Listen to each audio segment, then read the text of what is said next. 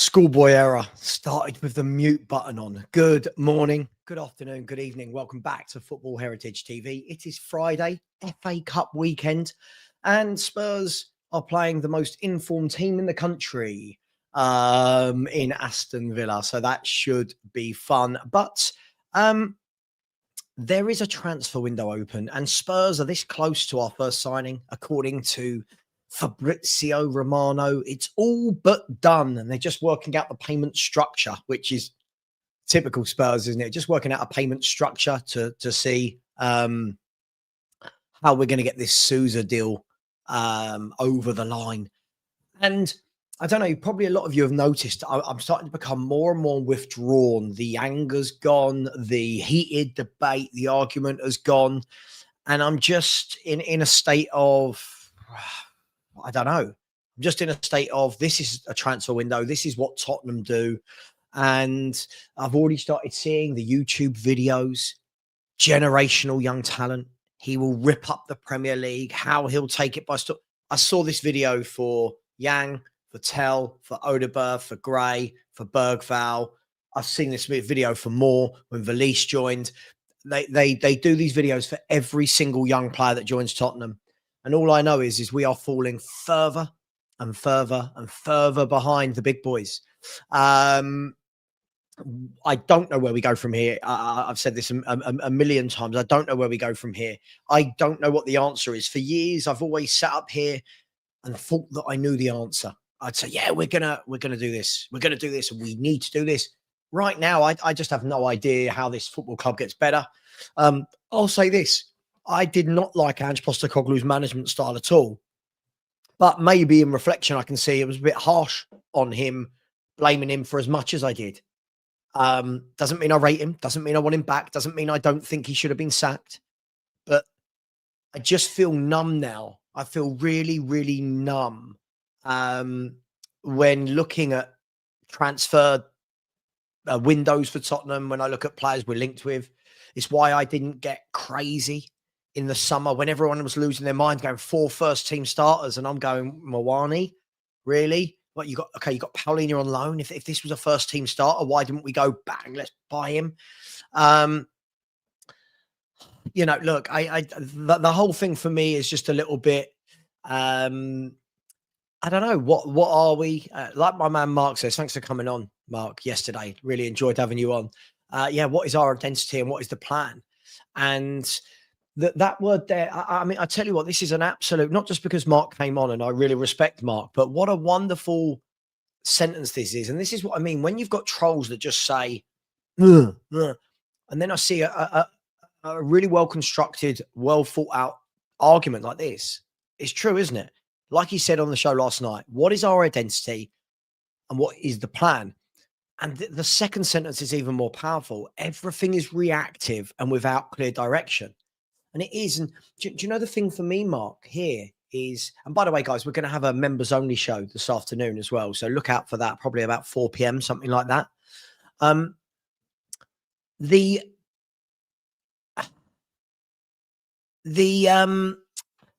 more I look at it, you think it always takes injuries or something really bad at this club to happen for the board to react. We saw it for years, didn't we? Whenever our Champions League place was under threat, the board would act, wouldn't it? You know, all Spurs are 10th or 9th and we're always 6 points, 7 points away from the Champions League. Bang, let's react. We're never proactive. And I did a video about this the other week or last week, or I don't know, they all roll into one. And I don't quite know why so many people are surprised we are as bad as we are. And I've seen, listen, I get sent a lot of screenshots from X of people going, oh my God, the quicker we sack this guy, we're going to move up the table. And I'm thinking to myself, well, are we?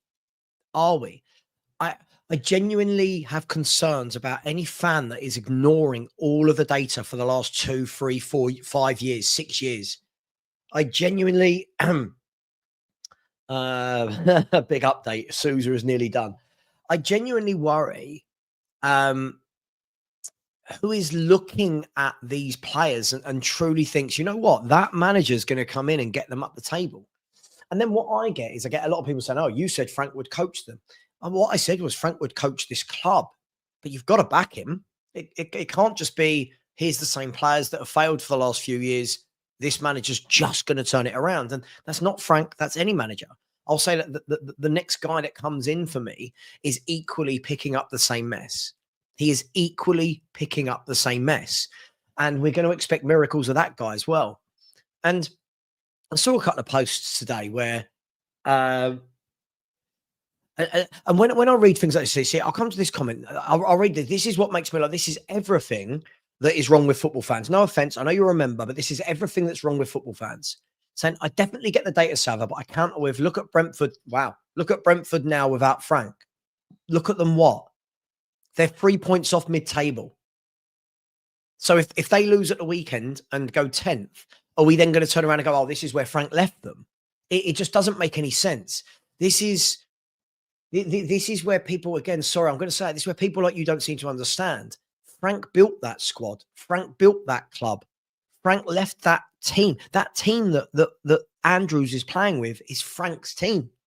They are, other than Henderson, who starts a lot of the time on the bench. Sorry, let me sort this out. One sec.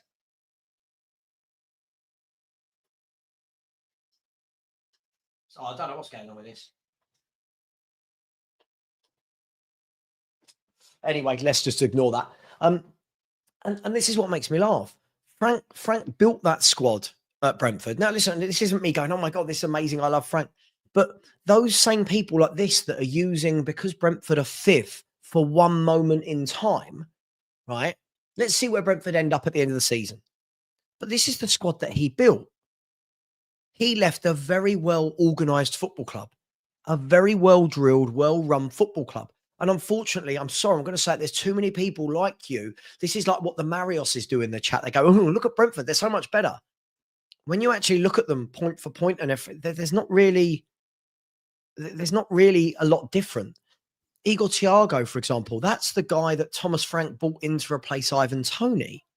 That was his signing. But we just ignore all those things and concentrate on everything that's happening at Spurs. And as I've said before, what I think will happen is when Frank does leave Tottenham, I don't know whether it's this month, next year, 2 years, he will end up going to another club. He will be given the time to build, and he will do a very good job somewhere.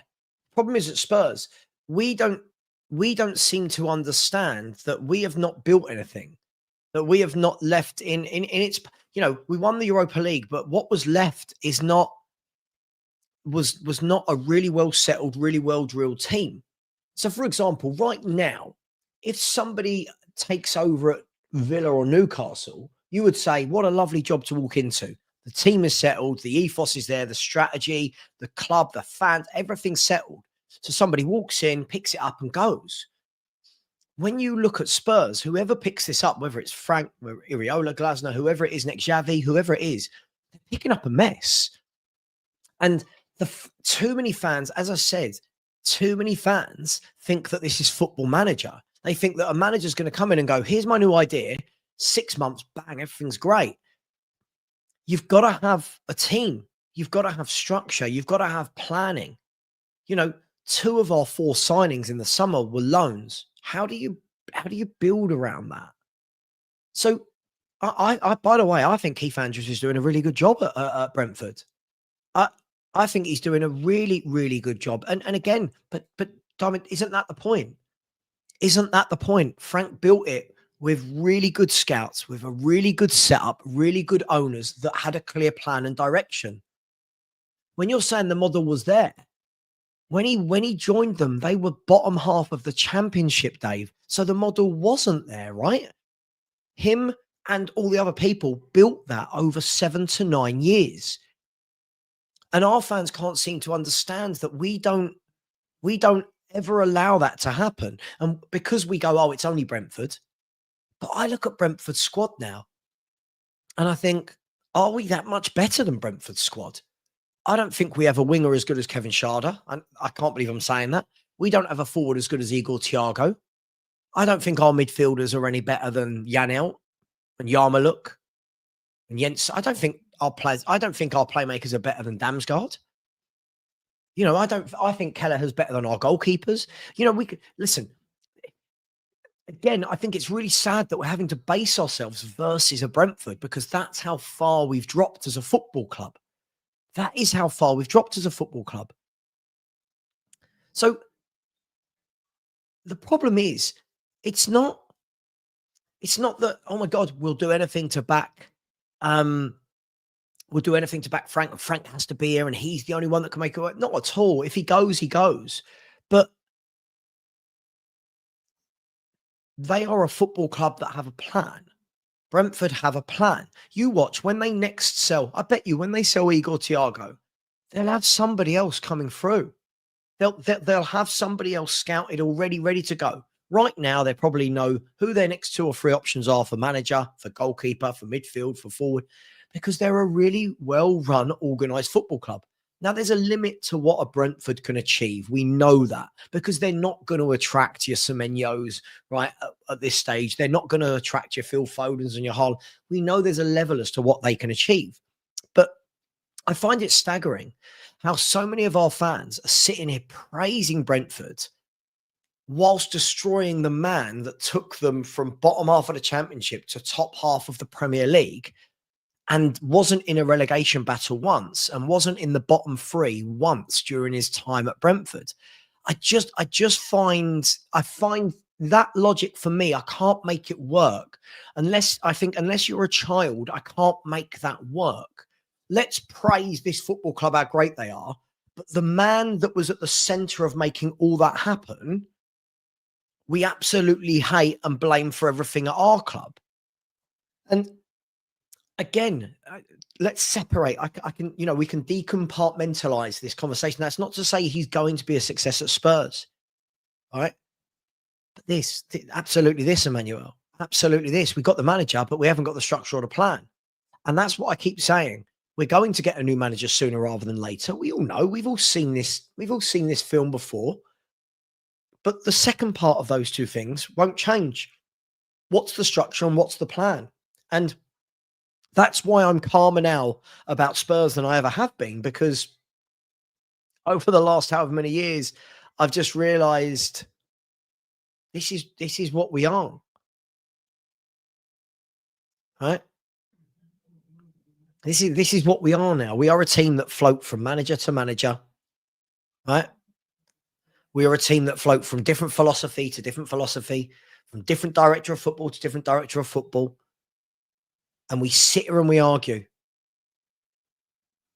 right? We sit here and argue all day, don't we, about which player. And, when I really break it down, when I really deep it, and I keep showing this to people, and this was 2 games ago, by the way, so it's actually now 84 games. But when I look at that, I don't understand how any sane adult can't see that and go, yeah, there's a real issue at Spurs for years. I don't understand how we've looked at this and everyone's decided this is now just on this manager, or that it's just on Frank, or that it's just on Conte or Jose.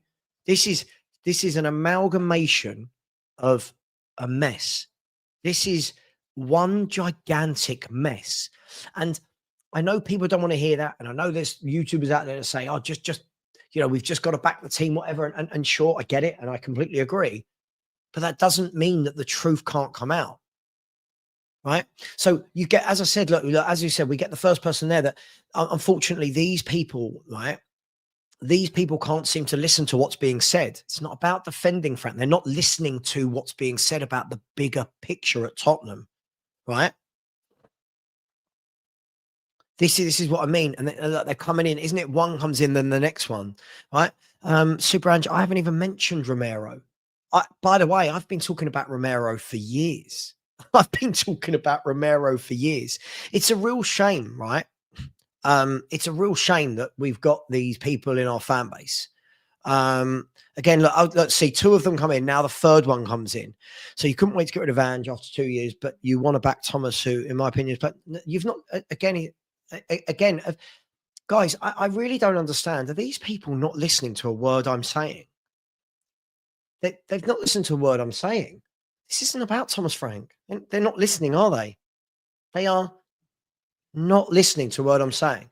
If anything shows just how dumb someone like this is, listen to what I've actually said. Listen to what I've actually said. I wanted Frank to come into this football club, but I didn't want him to come in and we go, right, there's 6 months, see you later. I wanted a plan. If we're not going to implement a plan, as I've said, sack him, just get in whichever manager you want. I don't care. And it is, isn't it? It's the selective hearing. Look, unfortunately, we just get loads. Let's see, people like that don't realize that the more comments like that, they're just going to get blocked. It's just ridiculous, right? I keep trying to have this grown-up conversation, but people, so many of you are brilliant with it. So many of you are absolutely brilliant with it. But so many of these people, you have to worry how these people are allowed the internet and how they've possibly got through in the world, right? They just type what they've not even heard. They like not even what I said, right? They just haven't. For me, Tottenham Hotspur need a plan. Said this in the summer, saying it now, said it last year, said it 2 years ago, said it 5 years ago, said it 10 years ago, said it 15 years ago, said it 20 years ago. Tottenham Hotspur need a plan. We need a direction.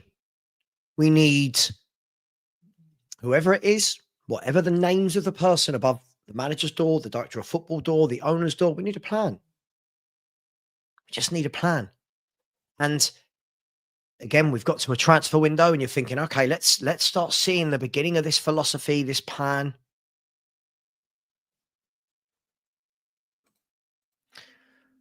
But we don't.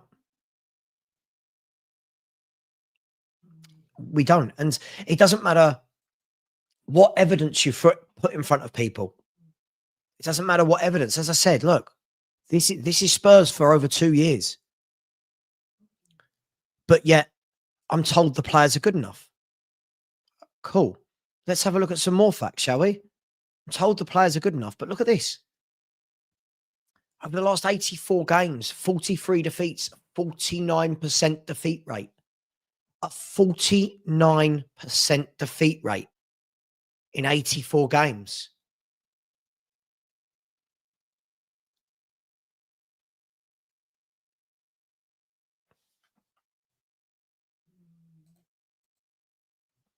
What do we do with that?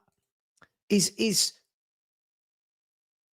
a Spurs fans not looking at that and going, yeah, the club, there's something fundamentally wrong at the football club? Are the fans really looking at that and saying, oh, hang on, what's that going on about? Oh, I don't know what that's going. Are the fans really saying that this is one man's fault? This is a collection of just being absolutely dreadful. Now let's move that on from 84 games. You think, okay, let's go for a smaller sample size. Hang on, I don't know what's going on there.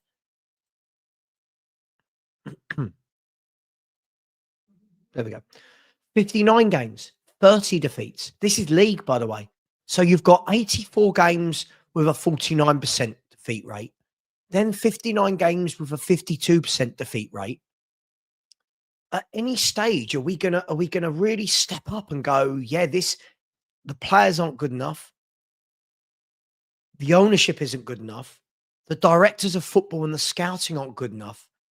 At any stage, are we going to look at that evidence, or are we literally just going to scream that we think Xavi Hernandez will come in and change those players?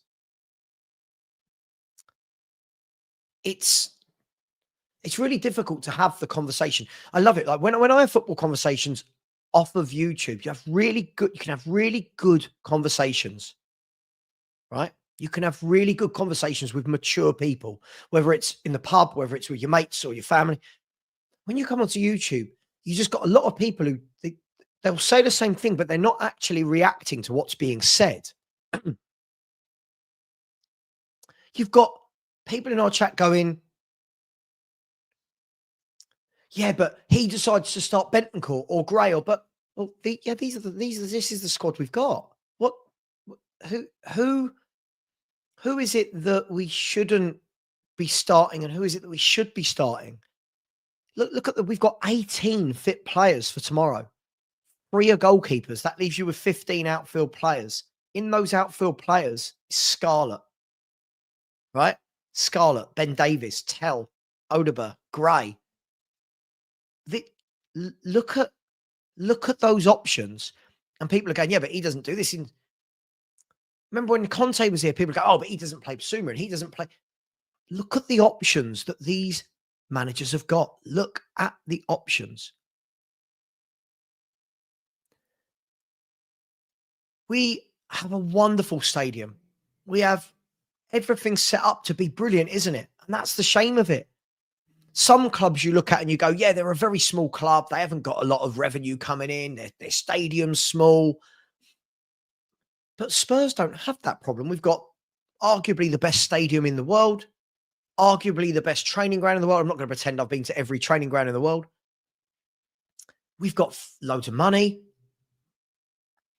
We're in London. There's no excuse for us being where we are. Tomorrow, we're going to be in a position where, other than Paulinho and Gray, let this sink in, other than Paulinho and Gray, the next midfielder in the squad is going to be, the next 2 midfielders on that bench are going to be Ulasesi and Luca Williams-Barnett. Let me just remind you, Luca Williams-Barnett has just turned 17. He's a baby. He's 17 years of age. And that's why I try and have the conversation that isn't just Frank out, Frank out, Frank out. Honestly, I go to so many channels now and I watch and I think, right, where's the really good debate? And it's just Frank out, Frank out, Frank. And you're like, okay, cool. But are any of these Frank out people going to talk about the bigger picture? It's fine being Frank out, but they can't seem to say anything else. So, for example, we've all just seen the troll in my chat. I don't need to mention his name, that has just said, yeah, but Frank starts Bentancur. Right. Could that person give me a suggestion as to who do you have? Who do you have instead? I think it's a real sad indictment, by the way, that Rodrigo Bentancur, 4.5, 5 years later, is still at Spurs, and we haven't bought a midfielder better than him. That's truly worrying for me. But we seem to overlook that as a fan base. We seem to overlook that. It doesn't seem to matter how bad it's gone. Like, it doesn't matter that we've been doing this for 3, 4, 5 years. It doesn't matter. People don't want that evidence. We just want a point score. And I said the other day to somebody, and I think this is really, really sad. I almost want Frank to be sacked right now, so that some of these people can see that the next manager coming in is picking up a really bad squad that has lost a lot of goals and assists and has not replaced them, that has not bought ball-playing midfielders, that has not bought proper fullbacks. Half of me almost wants to see it, but the other half of me that is an avid Spurs fan doesn't want that, because I want Spurs to get better. I want Spurs to implement a plan.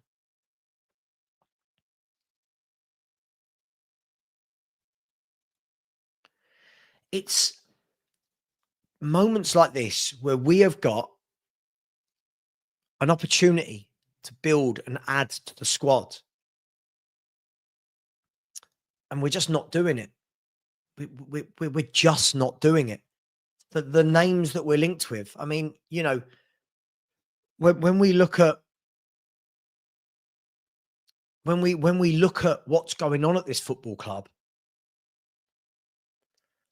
and you say, right, who is putting this plan together of what players to buy? I see, oh, Frank's going to be a yes man because he gets Sousa. I heard that about Conte and Jose. They're serial winners. They got given loads of players they probably wouldn't have wanted. So now the answer is Frank could say no to Sousa. Could he? Why didn't Jose say no to Doherty or Rodon? Do we think that Jose Mourinho, one of the greatest managers of all time, let's be fair, whatever you think of Jose, whether he's your style or not, he is one of the greatest managers that's ever managed in football. Isn't one of the greatest managers that's ever managed.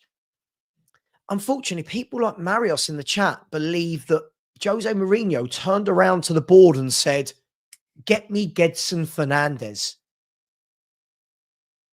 Get me Joe Hart. Get me Matt Doherty.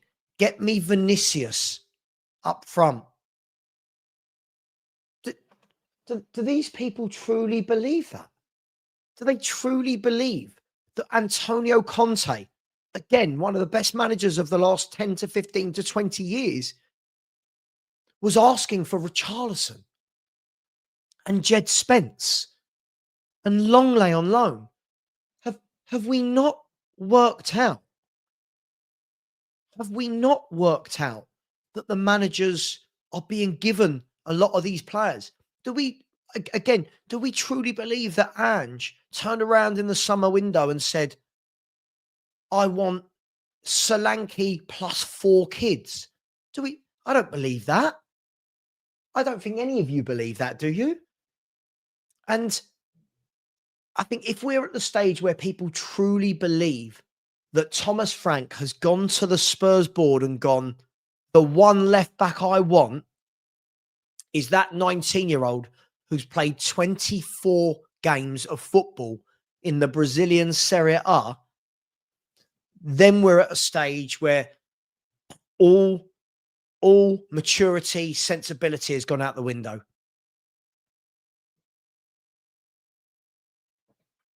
And again, Jose said the same thing. Ange said the same thing. Conte said the same thing. They all say, I've got a good squad. They all say, I'm happy with my squad. They're paid.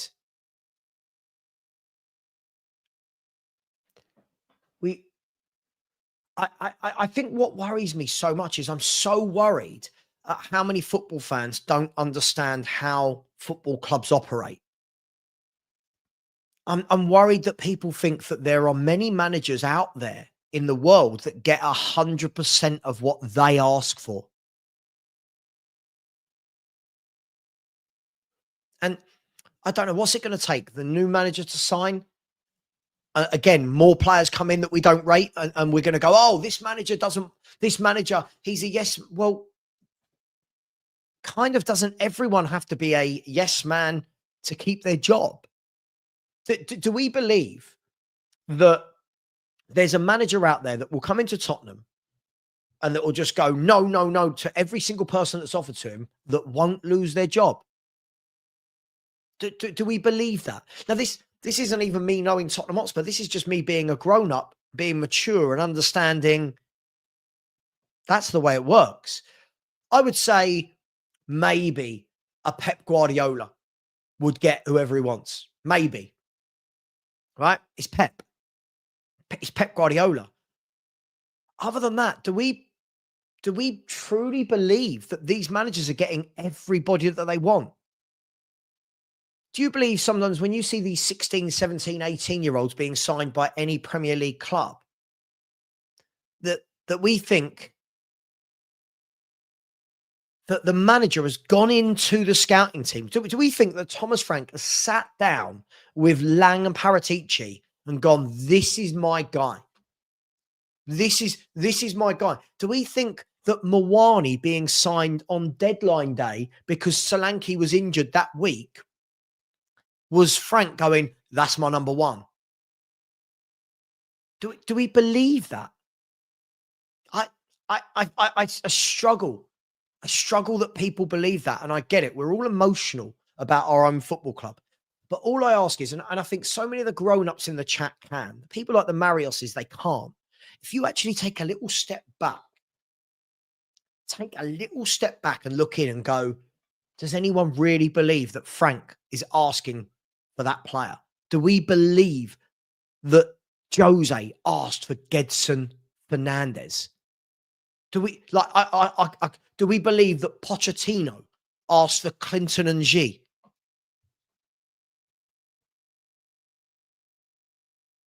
Do we believe that?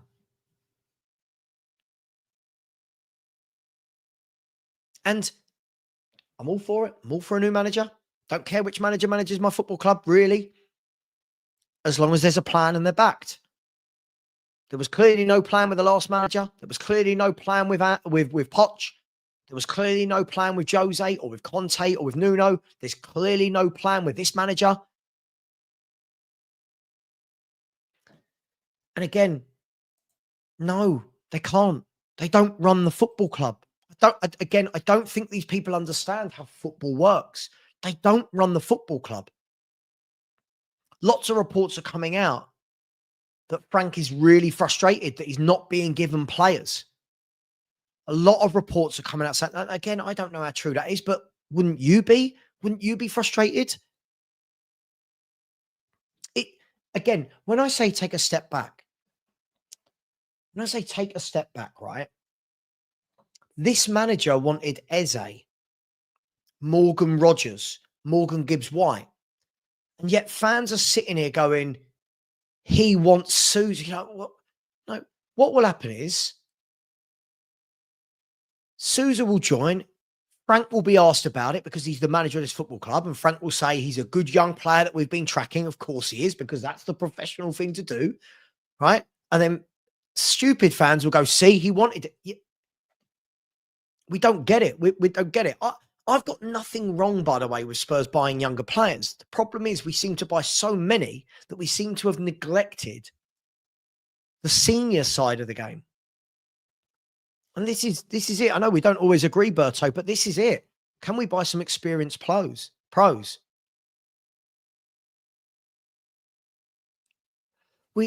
Sometimes it's just a little bit about reading between the lines. And I think what really worries me, as I said, is the younger generation of Spurs fans, not all of them, but a lot of them. It feels very much that the computer games have messed with their mind. It feels very much that the computer games have messed with their mind.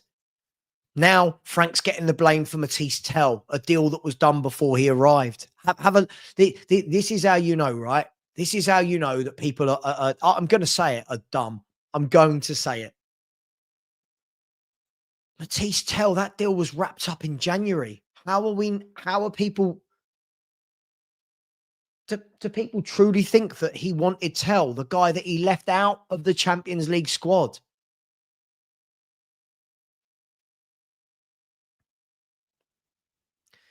Managers don't have full control over recruitment. We know that. I don't know how many years we need to see that at our club and other clubs to know that. Do you truly believe that every player that came into Chelsea in the summer, Maresca wanted? I'm sure he wanted some of them. Chelsea signed 1 million players. You think that every single one of those players is every manager's first choice? It's just, surely we're more mature than this, surely, aren't we? Surely we could take a step back and understand. It's so funny because for years people have said club signing.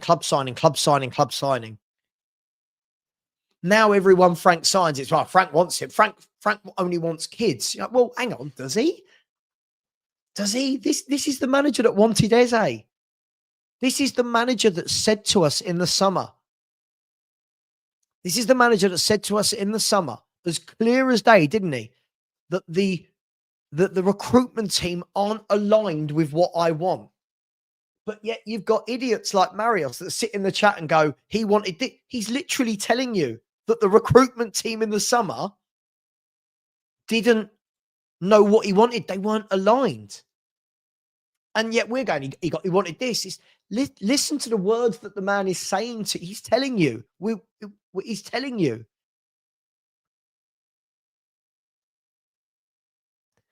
We are in a position now where, I mean, what are there? 22 days left, 21, 22 days left. And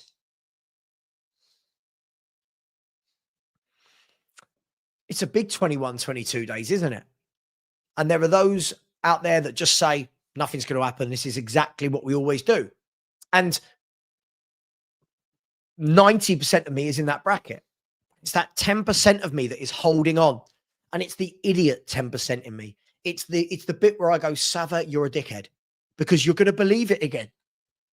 It's that 10% of me as a fan where I think, surely they've got something in the offing. Surely they're going to back a man. Surely. And I know when I get to the end of January, I'm going to be disappointed. Most of you, I think, know we're going to be disappointed. But it's that hope, isn't it? It's that hope that kills you. And I'm absolutely taking, I don't care what Gallagher's paid. He's only on 150 grand at the moment, by the way. I'd absolutely take Conor Gallagher on 150 grand a week. We're crying out for grown-ups. By the way, not just in the team, in the fan base, we're crying out for grown-ups. We need some solid footballers. We seem to, as a fan base, we seem to poo-poo every player, don't we? Wouldn't want Rashford. I mean, Rashford would be our best forward by a country mile. Don't want him. Don't want him. Don't want him. Don't want him. Don't want him. Don't want him. But then we sign a teenager. We sign a teenager and everyone loses their mind for it. Well, go and look at Atletico Madrid's payroll. He's on £149,000 per week. He's on 173,000 euros a week with bonuses. Yeah, but that's bonuses, right? His actual salary is not.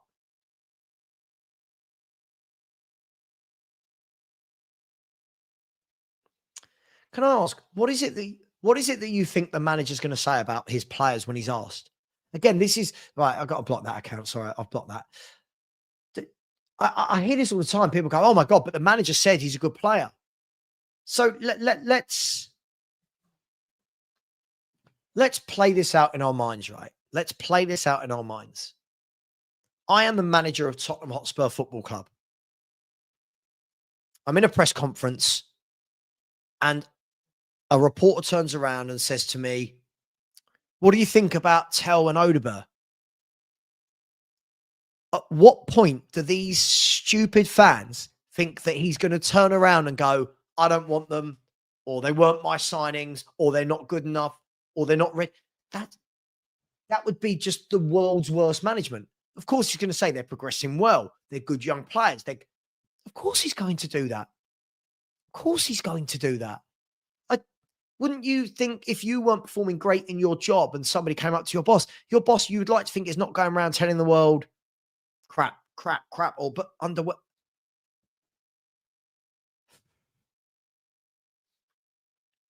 I saw this guy was lying about me last night in the Spurs 5 chat. I saw you, Matthew, lying about me, telling people what I'd said, that Danso was better than Romero. Again, not listening. Savva, have you considered that, yes, our squad isn't good enough for where we need or want to be, but it's not down to the squad's overall quality? No, it is down to the overall squad's quality. All the data shows you that. All the data shows you that. I don't know how much data somebody like you would need to see before you get that. I showed the data over 84 games, 59 games, right? I don't know. I don't know how much we have to see, but what we're doing is we're praying, aren't we, that if Frank's sacked now, the next manager comes in and we just fly up that table. I can't see it. I think we'll be somewhere between, really difficult with all the injury. I reckon we'll probably end up mid-table as it stands. I think we'll probably be mid-table. You've got Kudus, who is not back until April. Kulu, who probably won't be far off that. Maddison, who's missing most of the season. If he's not back in May, he's not going to be, he's basically missing a whole season. Bentancur's now got a long injury. Bergval's injured.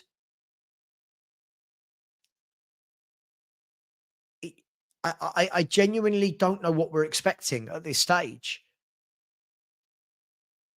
When I go through the squad, I just go,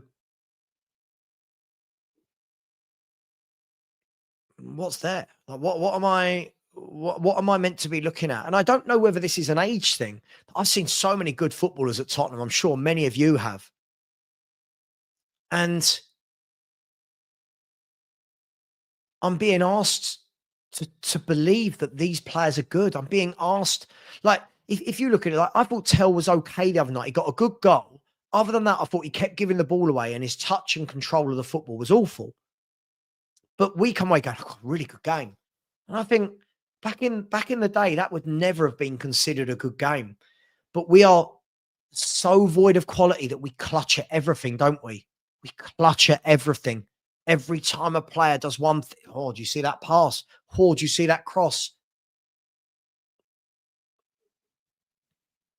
I just don't know how this club changes.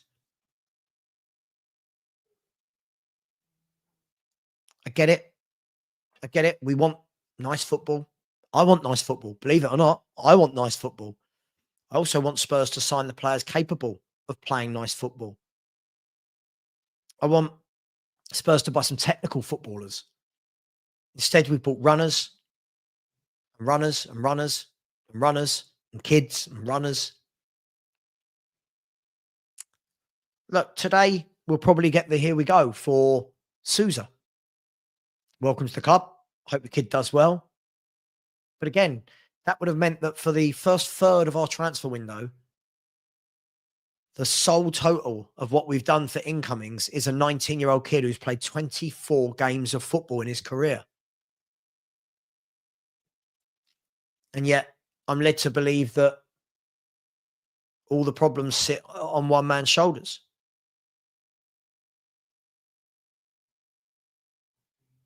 I'm seeing people say, Poch will play good football. He might if you buy him players that can play good football. Now, right now, as I've said this all season, if Maddison was fit, if Kula was fit, Xavi Simons with them, a proper forward, a proper left winger, a ball playing number 8, I'd want to see really good football. At the moment, I'm looking at, I mean, look, tomorrow, you've got Archie Gray and Paulinho in central midfield. What is it that we're expecting? I'm expecting a battle. I think it will be a battle. We will have to dig in. We will have to work hard. I'm not expecting quality. We're going to have a midfield 2. Let's do this, right? Let's have a look, shall we, on the lineup, right? This is what I'm expecting against. Here you go. Let's bring this up. This is what I'm not this, but ignore this. I'm changing these. This is what I think the team's going to be, right? So it's going to be what we know. It's going to be Vicario in goal, right? I don't think he's got any option at all. But I reckon maybe Davis comes in there. I think it will be this. It will have to be Paulinho. It will have to be Gray. It will be Tell. Xavi, Simons, maybe Mouani or Odegaard, and then Richie. When you look at that,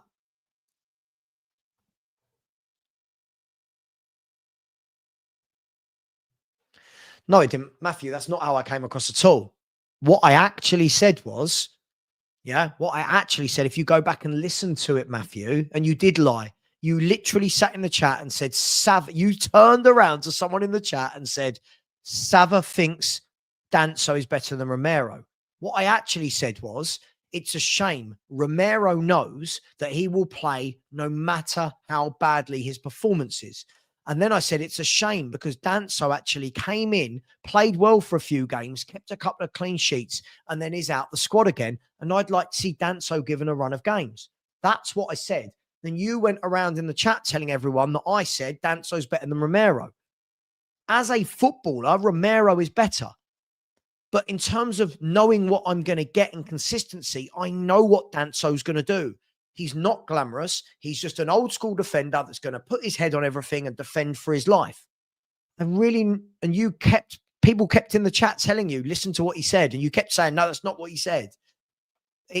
It's mad, mate. Anyway, there's the 11 that I think we will play tomorrow. Now, it might be Odegaard in there instead of Colo or Richie or whatever it may be. Right? Other than that, look at the state of that 11.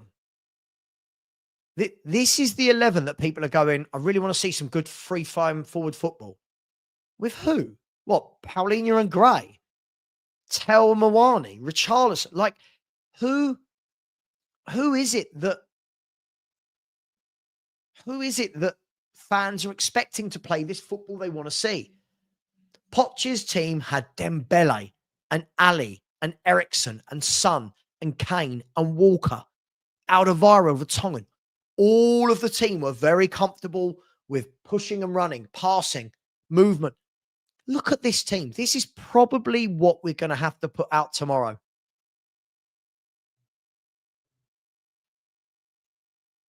Right? Now, swap that midfielder for any midfield we've got. Who's playing pretty football? Bentancur? Bergvall? Star? Who is it? Who is it that we think is playing this really nice football that we want to see? And that's all I ask. I ask these questions and I can't get answers. What a lot of people give their solution, but without a plan of how to get there. I want to see good football. Brilliant. How are you doing it? Just get a manager that does it. Brilliant. Brilliant. So just get a manager. Let's just give this group to Xavi Hernandez and go on, Xavi. Get this team playing tiki-taka. Really? Really?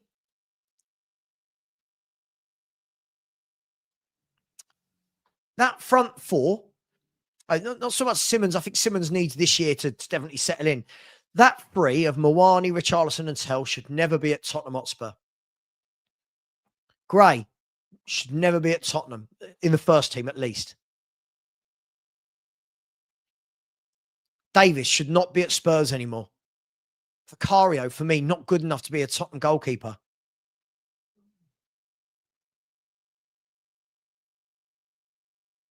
Now, if that team there looked like this, right? If that team, just by way of example, just by way of example, if that team looked like this,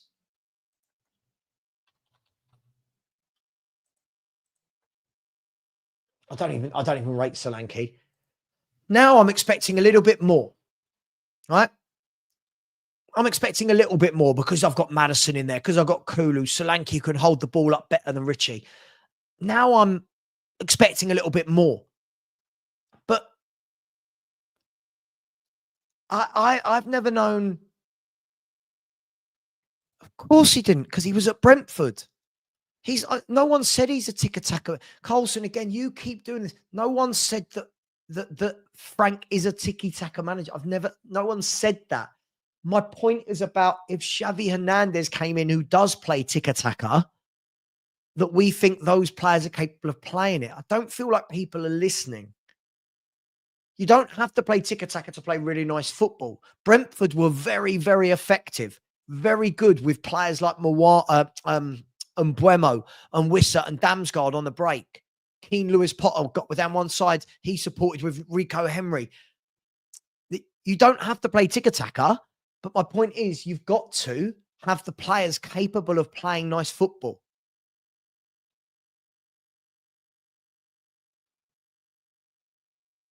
I've not slagged off Paulinho. I hope that's not aimed at me. I've not slagged off Paulinho. Paulinho needs to play. But the guy that's next to him needs to be a proper ball-playing number 8. It needs to be a Ruben Neves, a Stiller. It needs to be a proper ball-playing footballer. It can't be Paulinho with Bentancur, or Paulinho with Gray, or Paulinho with Sarr, or Paulinho with Bergvall. Let this sink in, guys. Let this sink in.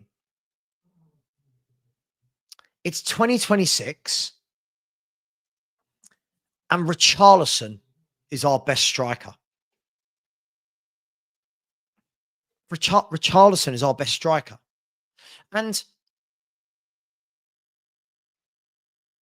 Ty, just so you know, every single one of your posts is the same. I'm just going to get rid of you if you keep doing this, mate. It's very boring now. I get that you're a troll, but it's getting a bit boring.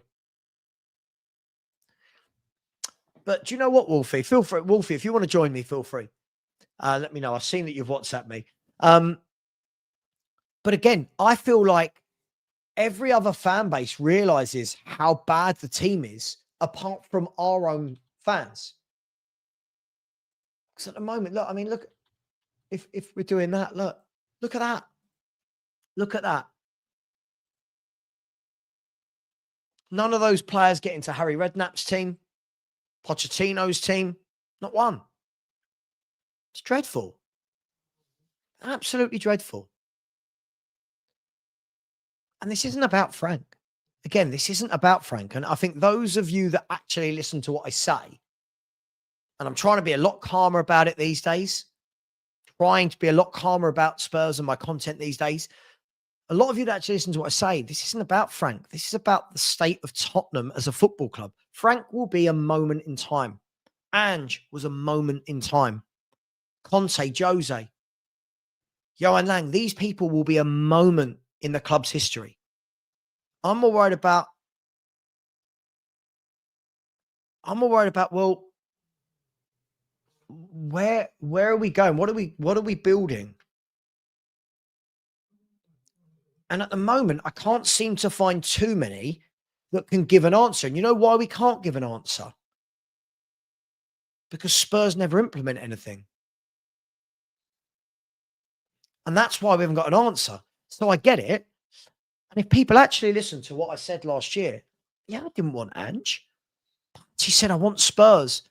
When they bring in a manager, they've got to implement change. They've got to implement a philosophy. They've got to implement a strategy, a recruitment plan. None of that's happened. It wasn't just get rid of Ange, bring in a manager and everything changes. You've got to implement the two side by side. We failed to do that again. We failed to do that again. And all we can hope, the only hope we can have is that the next manager that comes in, we implement a plan and a philosophy alongside him with the director of football, with the scouts, with the owners.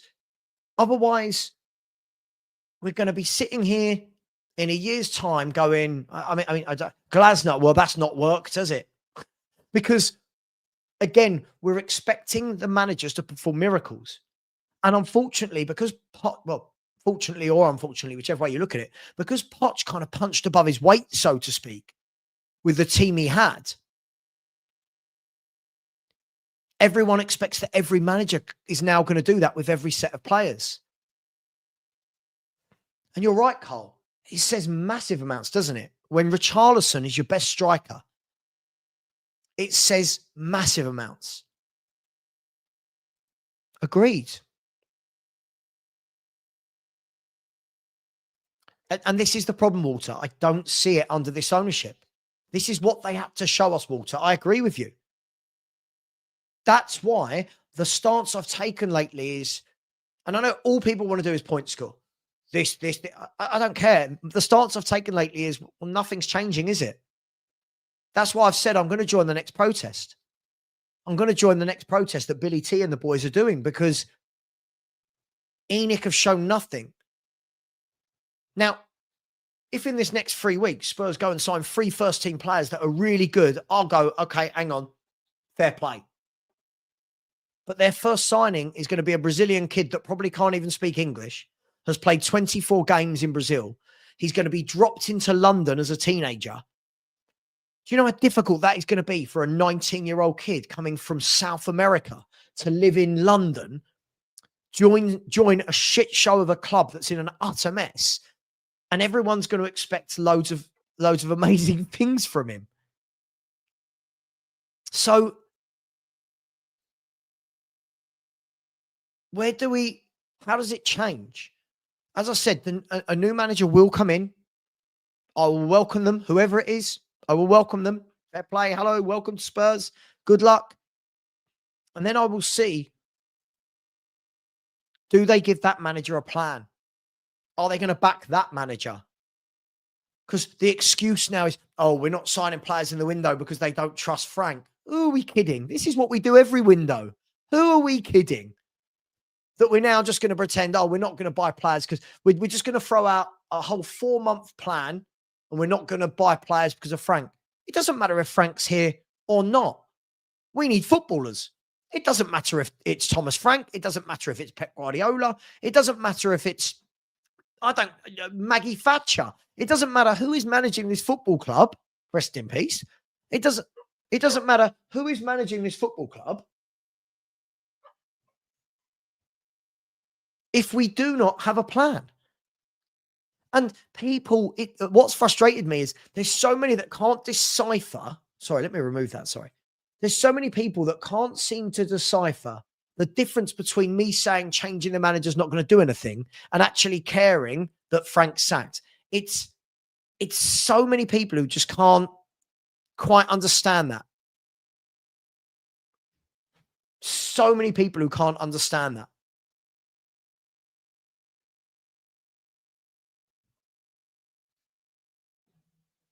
But again, this isn't true. Anyone that's followed me on Twitter back in the day, since I started YouTube 5 years ago, knows that I've said all along, I will pride myself on this. Those who watch me regularly, again, if you're going to lie, you'll just get blocked. Said for years, plan, put a plan in, get me a director of football, get me a proper director of football that runs the club, get me a plan, get me owners that want to. I've said this for years. Just because I didn't like Ange doesn't mean I didn't say it. And that's what I mean, guys. That person is this person is exactly the sort of person that can't decipher between two different things. Savva hates Ange, right? By the way, not as a person, but as a manager. Savva hates Ange as a manager. That means he couldn't have said anything else. I was told off for years for being negative about Spurs and how we're run. And then people like that are telling me that's not what I was saying.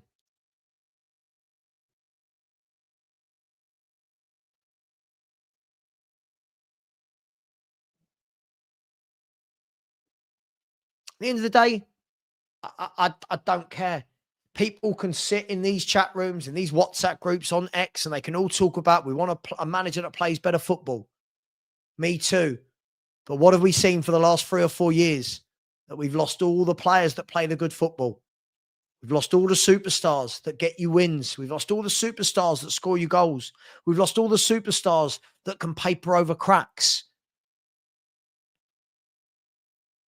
I said yesterday to whoever it was, is there a single player in this squad that when we're 1-0 down, you think, yeah, that bloke's going to get it, beat 3 men and pop one in the top corner?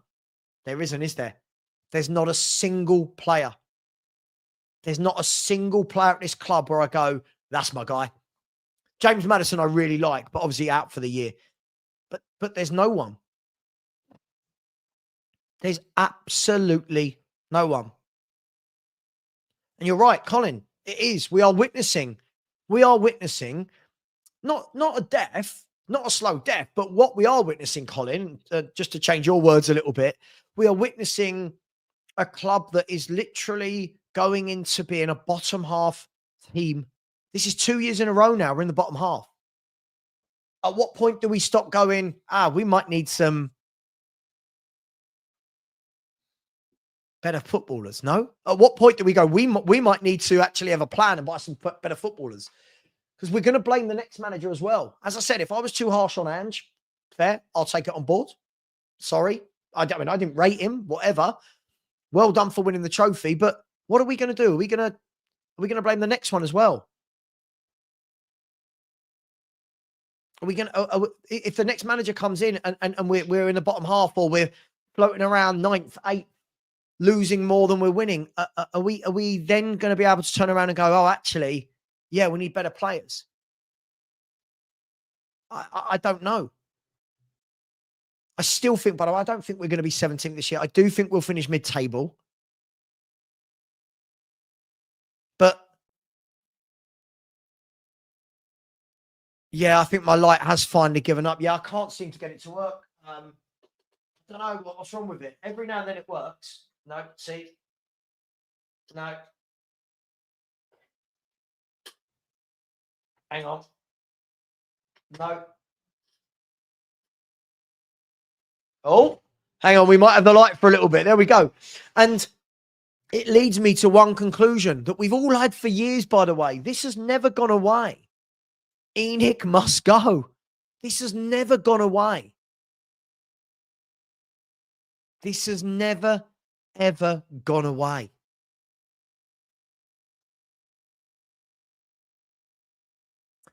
Cool. I'll tell you what then. I won't interact with anyone in the chat if that's what you want. There you go. You've got it, Sydney. I won't interact with anyone in the chat. There you go. You'll all be ignored from now on. Wolfie. Yo. How we doing, man? Good, man. How are you? I'm all right. I'm all right, man. I'm calm. I've just lost the will over years and years and years. Yeah, listen, your boys. Can I say something to defend you, and then I'll probably criticize you at some point as well. Go for it. Go for it. Because I was just thinking when you were speaking, I was going back all those years when we first met. I don't remember it. That was it. William Hill thing. William Hill. Yeah. It was William Hill, wasn't it? About 4 or 5 years ago. To be fair to you, I just remember like the first thing you said to the panel, and it was a panel of all 20 teams there or thereabouts in the Premier League. And you just went in on your owners and Levy and everything else, talking about the systemic problem at Spurs from back then. So just for maybe your viewers who are new to you or something like that, you've been saying it for years, bro. Like the first thing, and on top of that, I can't believe you got a round of applause from the whole panel when you said it. I don't know if you remember. Wolfie, I remember it, but this is what makes me laugh. Like when that person in the chat said this, it wasn't what you were saying last year. I've said this for about 20 years, Wolfie. You have. Do you know when I first said this, right? Believe it or not, it was 2007. You remember right? the date. And I remember the game. I remember the date. And it was, we were at White Hart Lane, right? Spurs were obviously watching a Spurs game, and the news started coming around at half time that Martin Jol, who was managing the game and was in the dugout, had been sacked.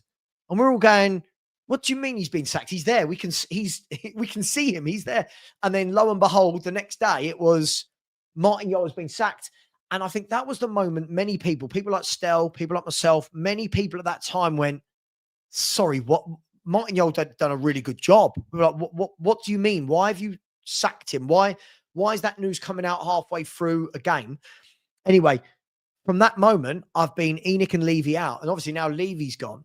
And then all these new fans go, yeah. But, you thought Ange was the only problem. No. I thought Ange was a problem. But let me ask you, what do you make of Spurs' squad? Let me ask you, as a fan who doesn't have skin in the game, so to speak, what do you make of this Spurs squad? I wouldn't take any of your players, bro. And I'm 17th right now. I'm like, I wouldn't take. However, I wouldn't take your manager, and I can't stand my manager. I think your problem is everywhere. Agreed. Your manager, your ownership, your players, your fan base. I don't think there's a single item at Spurs that is working right now.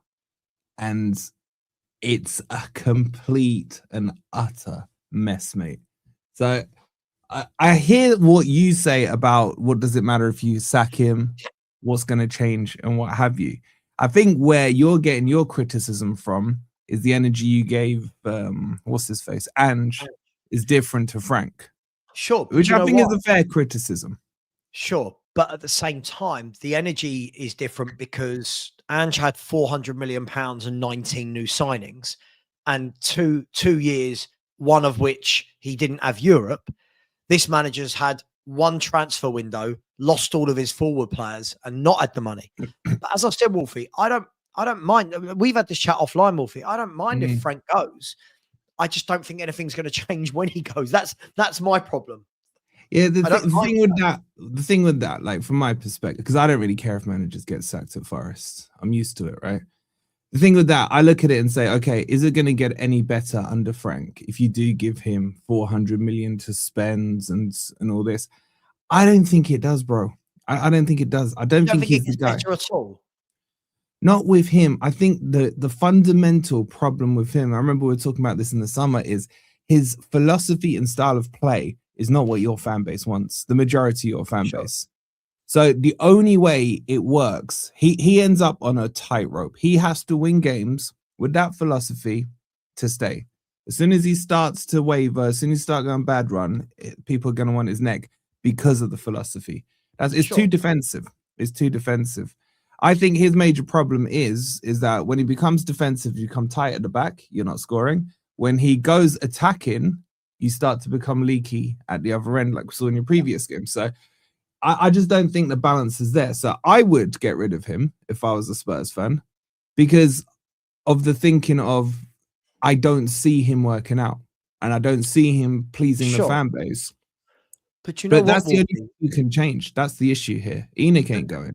I think for me though, and I said this when he came in, I've never sat there and said, I believe this is the guy that's going to take Tottenham to a promised land. By the way, I don't think anyone takes us to a promised land, by the way, but I've never thought that. But what I thought was this would be the guy that they give some sensible, solid signings to and let him just stabilize. Because the problem is, Wolfie, I know football fans, I know we're very reactive season to season, but Spurs have been so up and down. This last 6-7 years since Poch, we have been so up and down on managers, style of play, league position. I thought they'd get this man in, give him a couple of years just to really stabilize.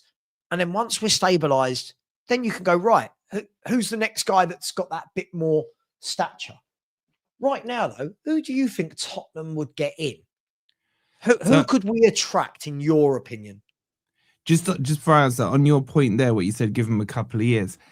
I love the romanticism about it, bro, but in the Premier League, the lifespan is what, 18 months of a manager? Do you know what I mean? No one's gonna get that. No one's gonna, even if that was the objective set to him when he comes in. Even if they said to, because we saw it, look at Man U. You had Jim Radcliffe coming out about a month or two ago saying, oh, Amorim's here for 3 years.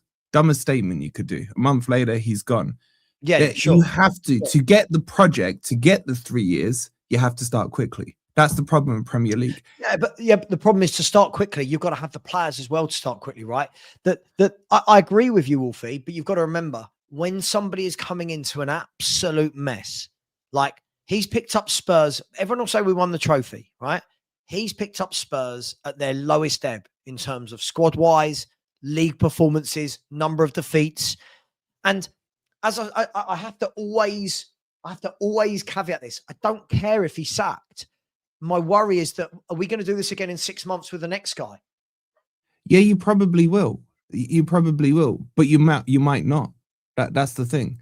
I think, to answer your question, going back to your question, who does Spurs get in? I think they need a unifier. And even if that is for 6 to 12 months, like I think Robbie Keane's doing quite well at Ferrum for whatever they're called.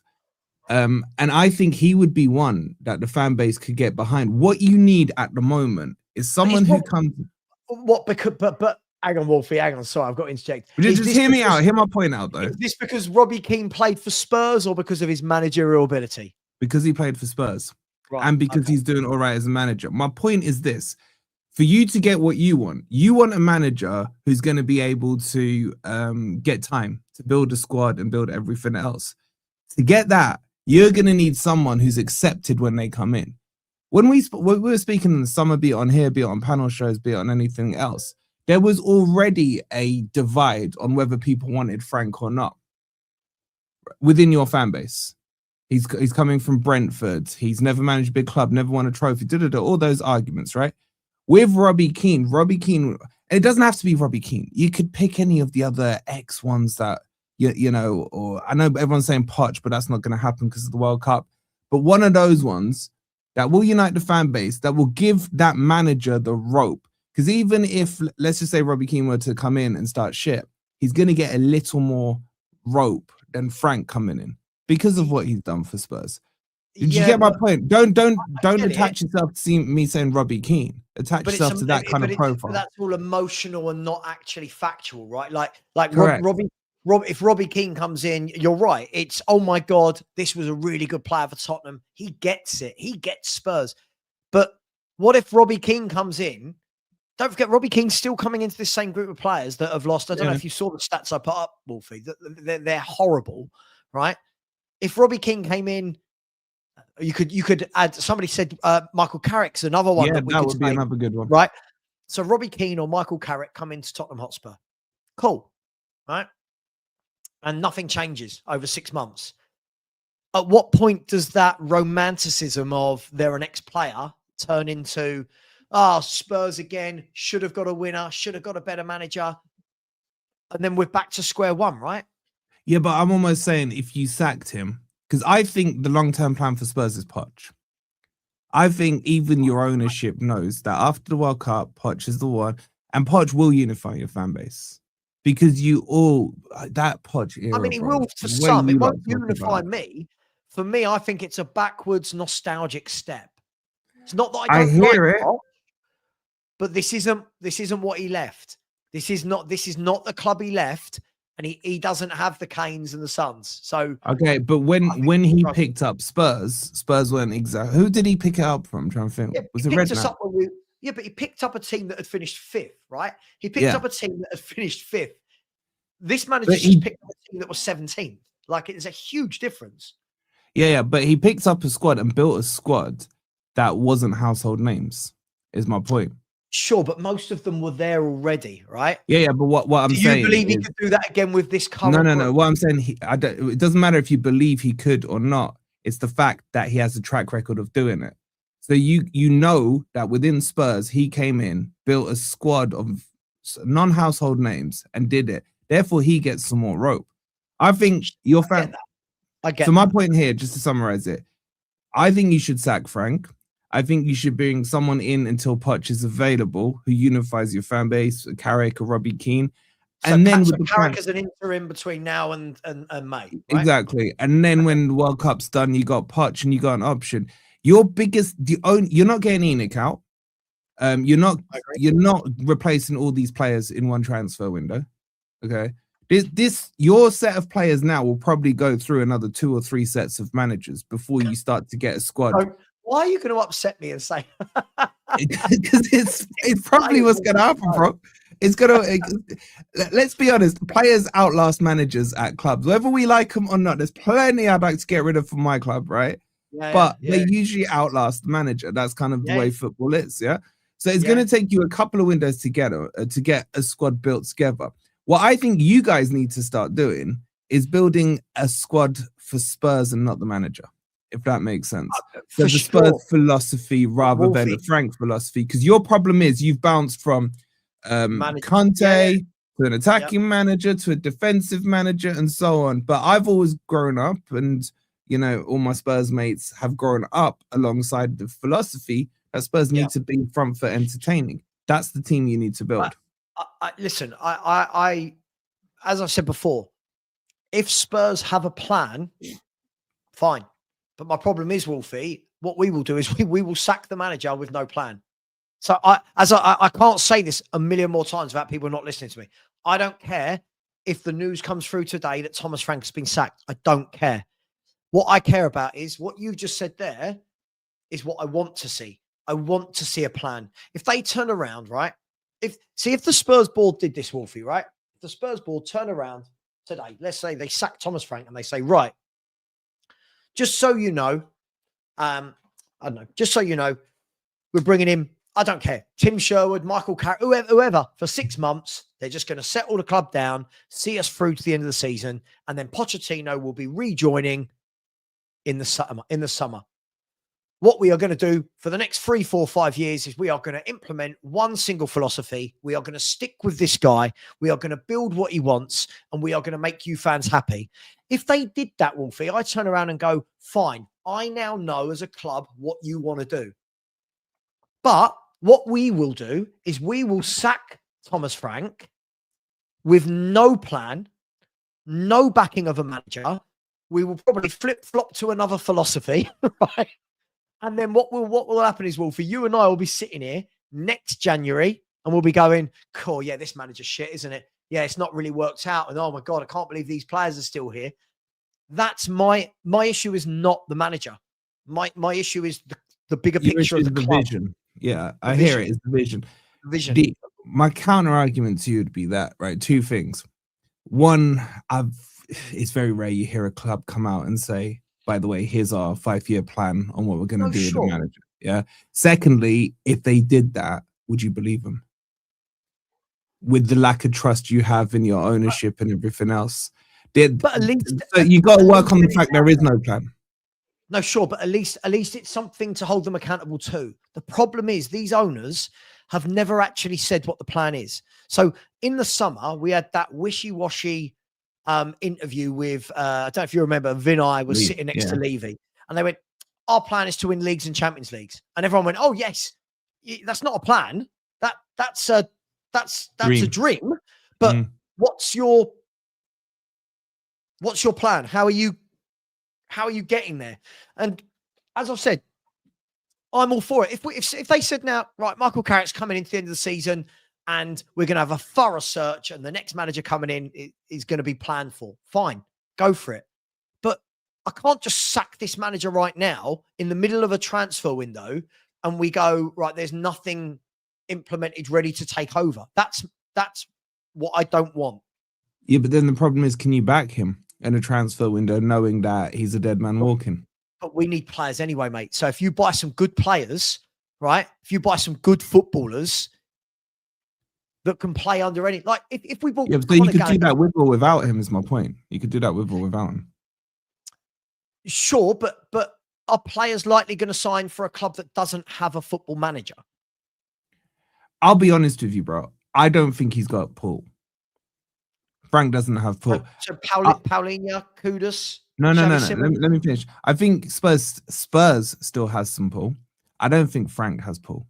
He's like, who's he going to pull? He couldn't pull half the players coming out of Brentford that got sold in the summer. I don't think he's got that pulling power. Hang on. But I keep hearing this. But we didn't bid for any Brentford players in the summer. So which Brentford player was meant to follow when we bid or not? Do you not think he would have spoken to those players and said, "Join me"? Do you know what I mean? Bid or not, and maybe they just cut it off for the birds. And I'm not going with you. I've got this offer coming, that offer coming. Who? Mbeumo stated from the get-go that he only wanted to join Man United. Norgard went to Arsenal, who are a bigger football club than us. Right? Wissa for me was the one which I didn't get. I didn't understand how Spurs didn't look at that and go, yeah, this is a good sign. That's the one I didn't understand. I wanted Mbeumo, but I think he came out and wasn't he a Man U fan and said he only wants to play for Man U. They're all Man U fans, mate. They're all Man U fans. I tell you what I worry about though, Wolfie, as well is all right. We can have the conversation about is Frank attractive. I don't know if Spurs are attractive. And I don't know the level at the moment of what we can attract. All banter aside, I know we had a lot of banter in the summer. Yeah, but I don't know what level we can attract. But it's not so much what you can attract. I think it's where you sit in the market is your biggest issue. And what I mean by that is your fan base thinks you should be competing with signings from Chelsea, from Arsenal, from Man City. Agreed. The reality of it is that you should be getting the signings ahead of a Newcastle, a Villa, a Forest, a Brighton, whoever. You fit in that bubble. The problem with that is the signings that, say, a Forest are going for or a Brighton are going for are most of them going to be untested from European leagues or from Brazilian leagues. So those signings that would work for you guys or the ones that you would comfortably get are not going to be attractive to your fan base. The ones your fan base want, and we saw many examples in the summer, are the ones that are going to go elsewhere first. Or if those clubs choose not to take them, say like a Xavi Simons, we all know he wanted to go to Chelsea according to a lot of reports, then it falls into your lap. So you're almost in that kind of Bermuda Triangle area. And I think there needs to be a realignment in your fan base to understand that there are better players out there than just the ones that go to the big six clubs. Look how many have flopped so far. But doesn't that come back down to what I was saying though, Wolfie? I don't disagree with you.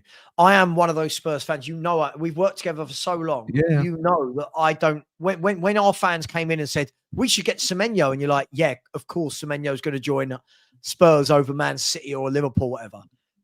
This comes back down to again having a plan and having a recruitment process in place. I acknowledge we can't buy the best players. I acknowledge that. But you're right. We should be able to pick up these players that Newcastle can pick up. these players that Villa can pick up. Why on earth should we have not been there for the likes of Tonali, for the likes of Bruno Guimaraes, right? When you're looking at Aston Villa bringing in people like Kamara on a free, Tielemans, Anana, where were we with we're busy buying 19-year-olds. Yeah, and we spoke about it in summer. There were so many we identified that would fit into Spurs, like Akliouche. He's still sat there. The winger from Lyon, we spoke about him a lot. Yeah. These are all names that a lot of the Spurs fans wouldn't have seen play. And then, no doubt, I remember you played Monaco this season. I was like watching Akliouche just absolutely cook you guys. Oh, God, and off the back of that, then suddenly Spurs fans realize these players. And I think, exactly. And I think this is, and we were talking about him probably in May, June time last year. Yeah.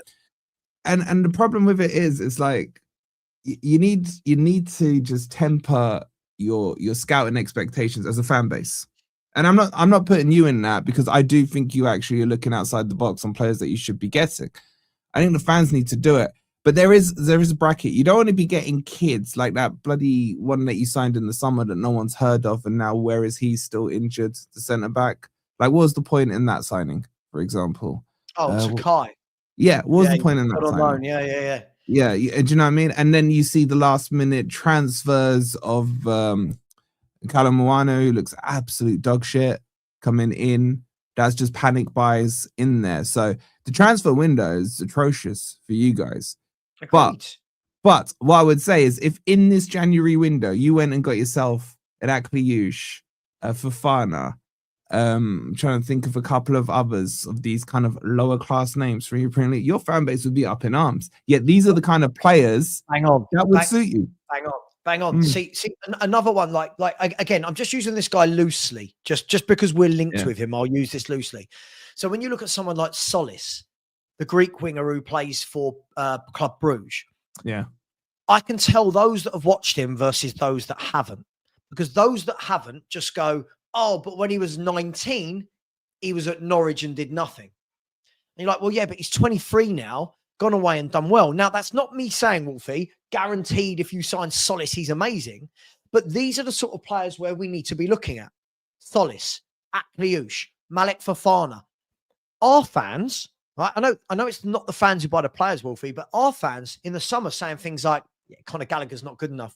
Marcus Rashford is not good enough. Yeah, Jack Grealish is not good enough. I'm sitting there going, I'm sitting there going, look, perfect for you guys. Look, these are the sort of players we're playing, Tells and Grays and Odebers, and I'm hearing that Conor Gallagher, who would be our best midfielder, by the way, I wouldn't want him. Conor Gallagher's perfect for Spurs. He's not sexy, I hear it, but again, look what he did at Crystal Palace. Because he's done the Premier League thing. He's done it well at Crystal Palace. He's done it well. I thought he was decent at Chelsea as well, and he's gone and he's cut his teeth with Simeone, where you are getting an education there. So I think he would be perfect for you guys. I agree. I'd bring him in as captain. There you go. The problem already that I've seen in Spurs is this transfer window's already a joke. Because if you look at what you did with Brennan Johnson, it's completely in reverse. Like, why would you sell before you buy? You are not in a position where you need to sell to buy. Therefore, why haven't you bought to sell? That's what I don't get. And in true Spurs fashion, which was hilarious to see, is Kudos then goes and gets injured in the next game. Who's your backup? Brennan Johnson. Oh, wait, we just sold him. And now we've got no one. It's just such poor planning. So I wouldn't hold any hope or expectation for you guys in this transfer window when your club is moving like that. I don't. And that's the problem, though, right? That comes back down to the thing. Yeah, we can sack Thomas Frank, but whichever manager comes in has got these players. And look, I would love Spurs to do something really sensible. I keep using this guy because I think he's perfect. I think if you turn around and go, right, Conor Gallagher's coming in, 40, 50 million from Atletico Madrid. He's an England international, 25 years of age, captained in the Premier League before, at a big club like Chelsea. Homegrown quota as well. He's from London, homegrown quota, can play in the 6, can play in the 8, can play in the 10, tackles well, scores goals, works hard. I don't see the downside to that. And I think that's the sort of... I'll say this, Wolfie. I know we all want those really sexy star names to sign for They our want club. Ginolas again, don't Right? they? That's Yeah, what they want. right. I get it. And I want that. But before Spurs get to that, I think we need to get to the point where we are buying staples. You know, like, as I always say, when you look at Newcastle, Bruno Guimaraes is a staple of Newcastle's midfield, right? When you look at Villa, John McGinn, he's a staple. You know what you're going to get from him every single game, right? Brighton have had that for years with a Pascal Gross. I know he's gone back there now. Brighton had that with a Pascal Gross and a McAllister. I think Conor Gallagher would be that for Tottenham, but he's not a sexy name who's not a skillful footballer, and therefore people going, nah, wouldn't want him. The thing is, I'd go a step further. And I'd say there's fundamental rules that have never changed in football. The ball is always round. The goals are always in the same spot. Do you know what I mean? Refs will always be shit. And the spine of the team is the most important thing. And I look down your spine. Forget your wingers, forget your flares, forget your divisionalas and all this stuff.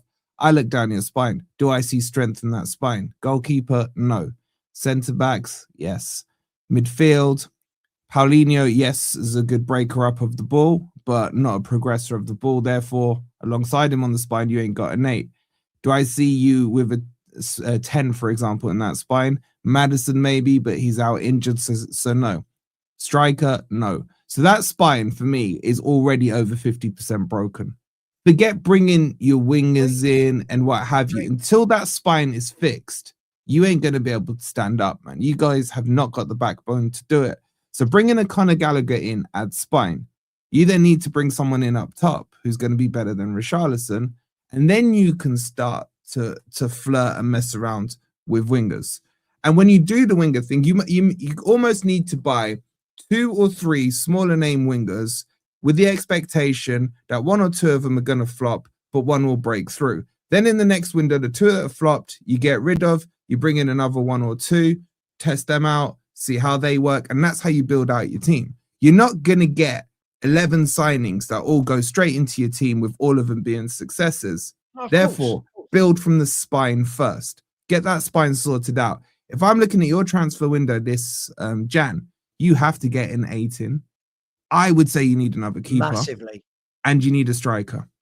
Because even if Solanke comes back, I don't rate him. And I just think fix that spine and then bring. I know you got issues on your left wing and you've sold Jono. You will have to get replacements for them. But the spine's broken. Let me back your point up, right? So this is the team that we all go back to because this was the team under Poch, right? Look at the spine of that team. Exactly. Right, so you've got the World Cup winning goalkeeper. Alderweireld and Vertonghen were absolutely superb. Wanyama and Dembele were monsters of a footballer. Dele, who scored and assisted for fun, and Harry Kane. Look at it then wouldn't even really matter who played down the right and left. Look at the spine of those players.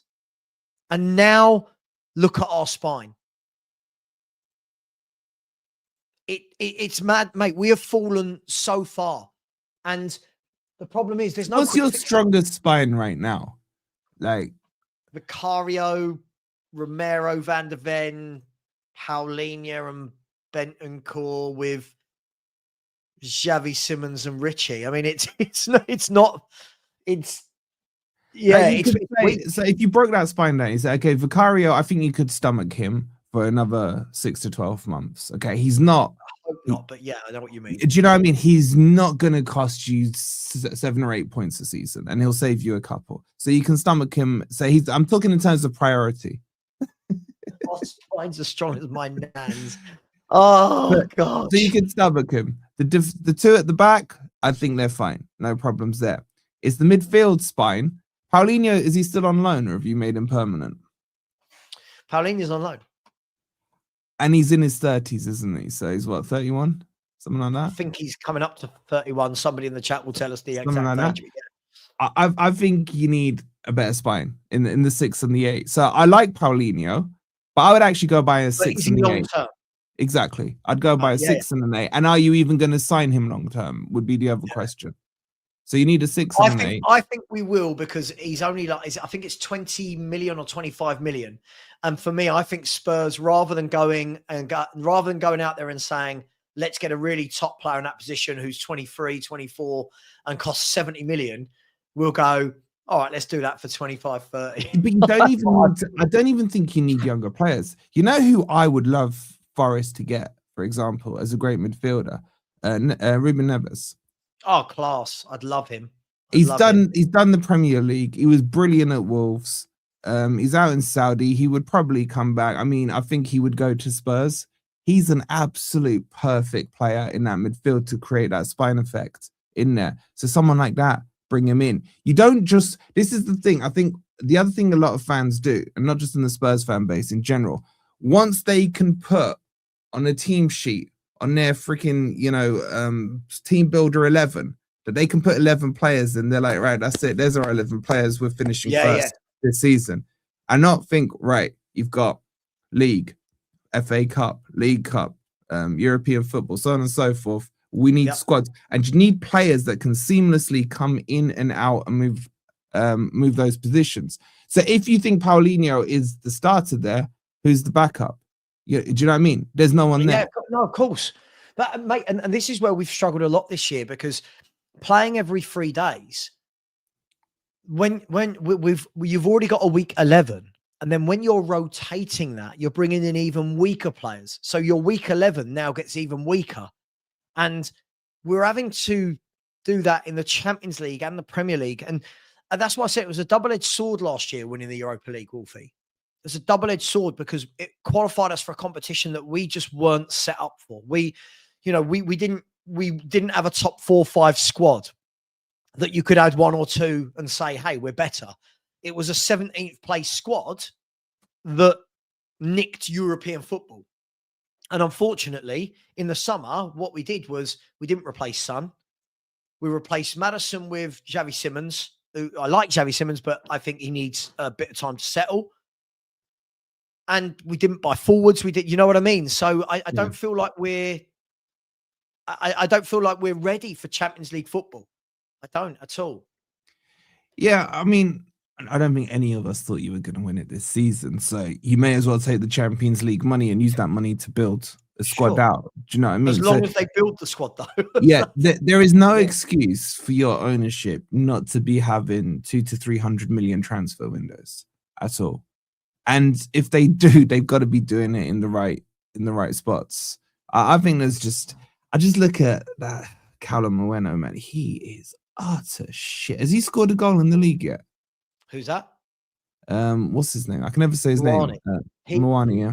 Mate, he is. No, he hasn't. He's played 20 games for Tottenham, if I'm not wrong. Someone had told me 20 or 21 games, and the only team he scored against is his employer, PSG.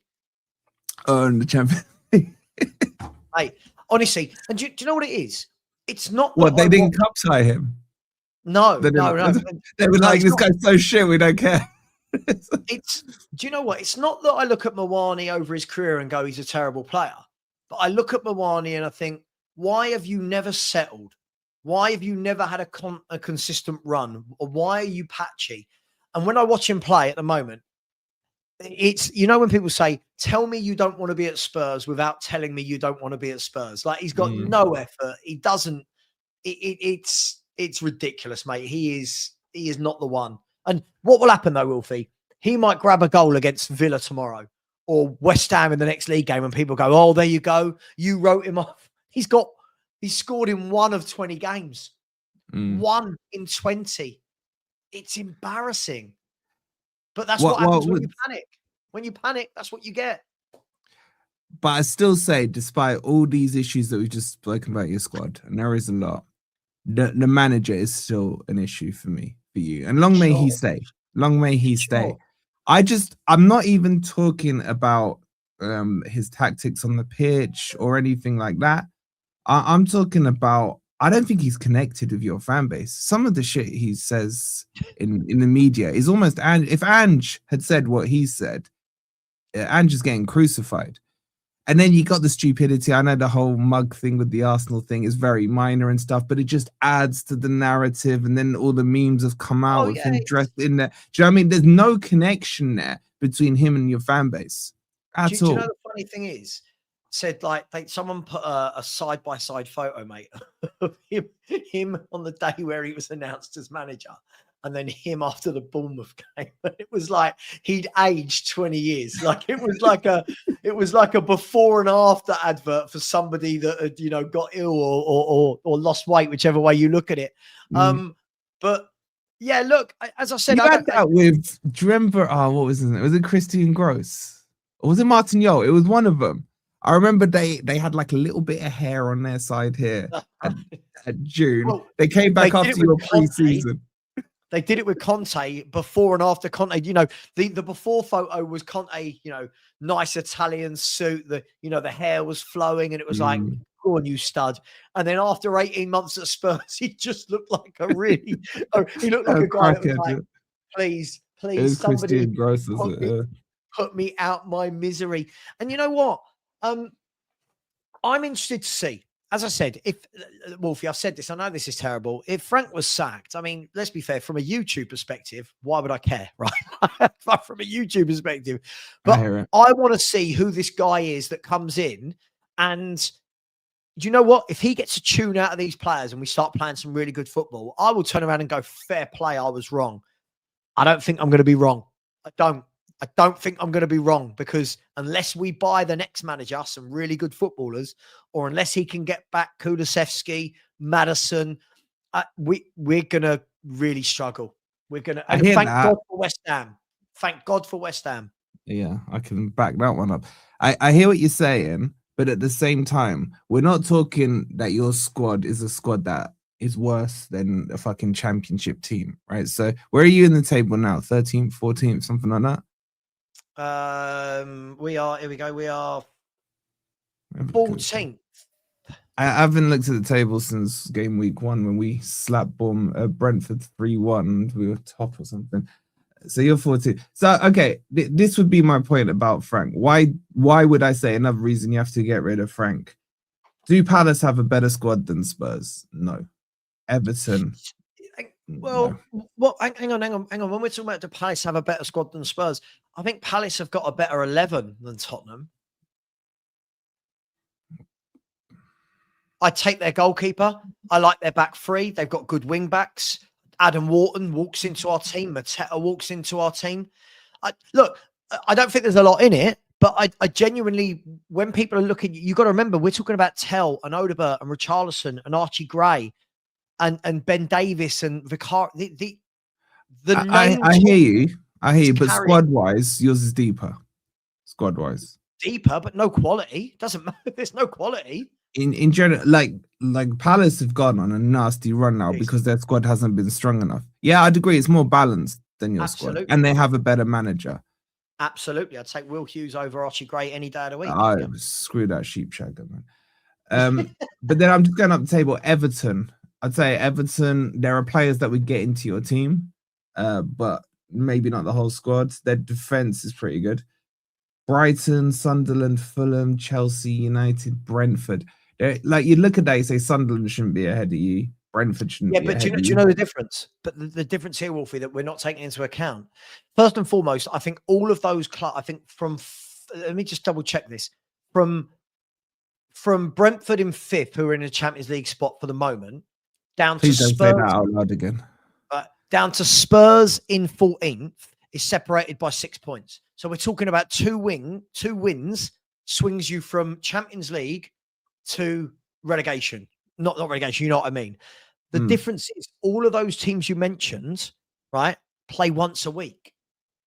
They all play once a week. So they can have their best 11, put it out once a week and fight. Spurs don't even have a best 11 and we're putting it out every 3 days.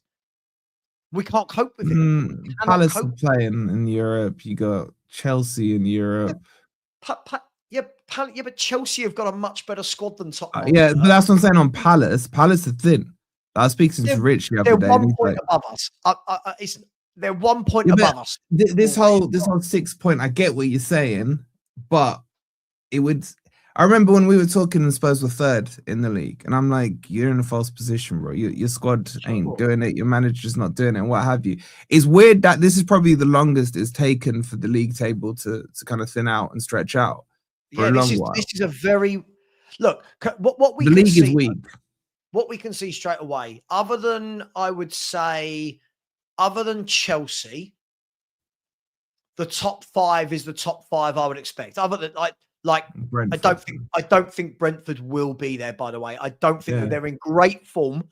And as always, fans are doing that thing. Whenever a manager has a great run of games, they turn into the greatest manager in the world. We've seen it this year with Iriola. We've seen it this year with Glasner. We've seen it with Reggie Labrie. We're now seeing it with Andrews. When it settles, the cream rises to the top. When you look at it, the best 4 squads in the country for me are Liverpool, Arsenal, City, and then I think Chelsea and Villa are much of a muchness. Other than Chelsea being up there, everyone else is that I would expect. I'll tell you what, let's bring the table up, right? If you look at this, even then, look at Newcastle, right? Newcastle now starting to, the cream rises, right? Other than Brentford, that you'd probably swap out for Chelsea, the league's what I would expect, Wolfie. The league is what I would expect in terms of who's up there and who's not, other than Brentford. Yeah, agreed. But I would expect the gap to be bigger as well. Do you know what I mean? Between the 5 and the rest. Sure, but the only reason the gap isn't bigger, if you really look at it, is Liverpool had that really bad spell. Yeah. Right? The gap from Aston Villa to 5th. Have a look at the gap. That is a 10-point swing. Yeah, that's the gap I would expect at 5th, if you get what I'm saying. Right. No, I get it. But I think if Liverpool had been normal, had been normal, if you know what I mean, I think Liverpool, that now what we'd be saying is the top 4 have all pulled clear. At the moment, the top 3 have pulled clear. Liverpool, though, have a look. I know they've drawn a few, but Liverpool now haven't lost for a while and they're starting to get points on the board. Yeah. Hey, their last loss was Forest. I fully expect Brentford will drop down from there. I fully expect Sunderland will as the season. Look at Sunderland. If you actually look at Sunderland, right? Everyone's saying how well they've done and they've started well, but look at the last 5 games. Yeah, well, AFCON's hit them quite hard, doesn't it? No, of course. But then it's, can they get that back after the season? Look, Wolfie, I say this every year. It's not this season. The cream rises to the top. At the end of the season, I fully expect that top 6 will be, in no particular order, Arsenal, City, Liverpool, Chelsea, Newcastle, Villa. And then after that, I think you're looking at the Man U's and Spurs. Yeah. Right, that's I don't disagree. And then all of this talk that we have all year of who's above who, it will all settle itself out as the season goes on. It always does. Yeah, but at the moment, it's not helping his case that his former club with a stripped out team is 5th. So nothing to do with I'm just talking narratives. It's not. Look, this whole narrative with Brentford, I talked about this at the beginning of the show. When we're talking about a stripped out team, this is a really well-run football club that have their succession plans in place. This is what they do. This isn't, Keith Andrews has done a very good job. I don't think anyone would have thought he would have done a good job, right? Most had him going down. Right. He's done a really good job. They're in good form. But he did pick up a very well-organised, well-drilled Brentford team that have been stable for 7 years under one manager, right? I would love to see what someone like Keith Andrews would do if he picked up Spurs as a shit show. It'd be shit. Sure, but you get my point. And the thing is, with Brentford right now, can you hold the fort for 1 second? Sorry, my door. 1 second. Hold the fort. Just talk about something. What you lot said, no God Vista Buemo is like us losing Kane and so I actually agree with that, Steve. I agree with what you're saying.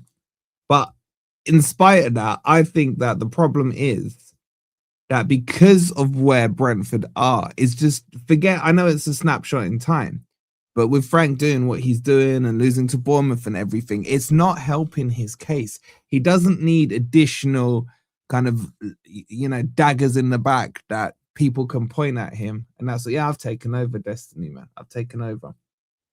Where do you think Forest will end up? 7th. I've just taken over everyone's channel, chat. I'm taking over everyone's channel. Yeah. Make sure you guys subscribe to Sav. You can subscribe to me as well. Do you think Forest in Europe this year is a hindrance and potentially stay in the Premier League? No. I think Sean Dyche being in charge is a major hindrance. So useless. He's my Thomas Frank. How's the European run for the big club. Forest going, fine, we're going through. Probably end up winning it. Yeah, Destiny, I would rather eat my own shit. Forest will not finish. Do I believe in Daesh? No, I do not. You think they'll finish 7th? Confidence? I think we could do it. The table is still tight, as we were just saying. Who would I take over Daesh? There's only 3 managers I wouldn't take over Daesh. So you insert whatever name you want. I'll probably say yes to them. Will Forest play strong teams tonight? I don't even think the game's going to be on. I think it's snowing up in Wales. So I don't know if they've cancelled it yet. I haven't checked. Would you take a European Cup if it meant relegation? No, I already have 2 big European Cups. Like, I'm staying in the Premier League. Who is strong in the Europa League this year? The Europa League is actually slightly stronger than it was last year, believe it or not, chap. Like, Lyon are good, Villa obviously good, Betis are good, Porto are decent, Roma are decent, Bologna are okay. So there's a lot of decent teams, nothing outstanding. Can I take Alanga back? No, I warned you guys, like 55 million. Thank you very much for the money. Would I take Nuno back? No. Who are Forest targeting this window? Absolute dross is what we're targeting. Absolute dross. Sorry. My headphones have arrived, so I had to sign for them for some reason. And picked up some chocolate fingers. Oh, I got a new phone, and with the new phone, I got some new earbuds. Hey, did you go on? I just got my new phone as well yesterday, bro. I got this one.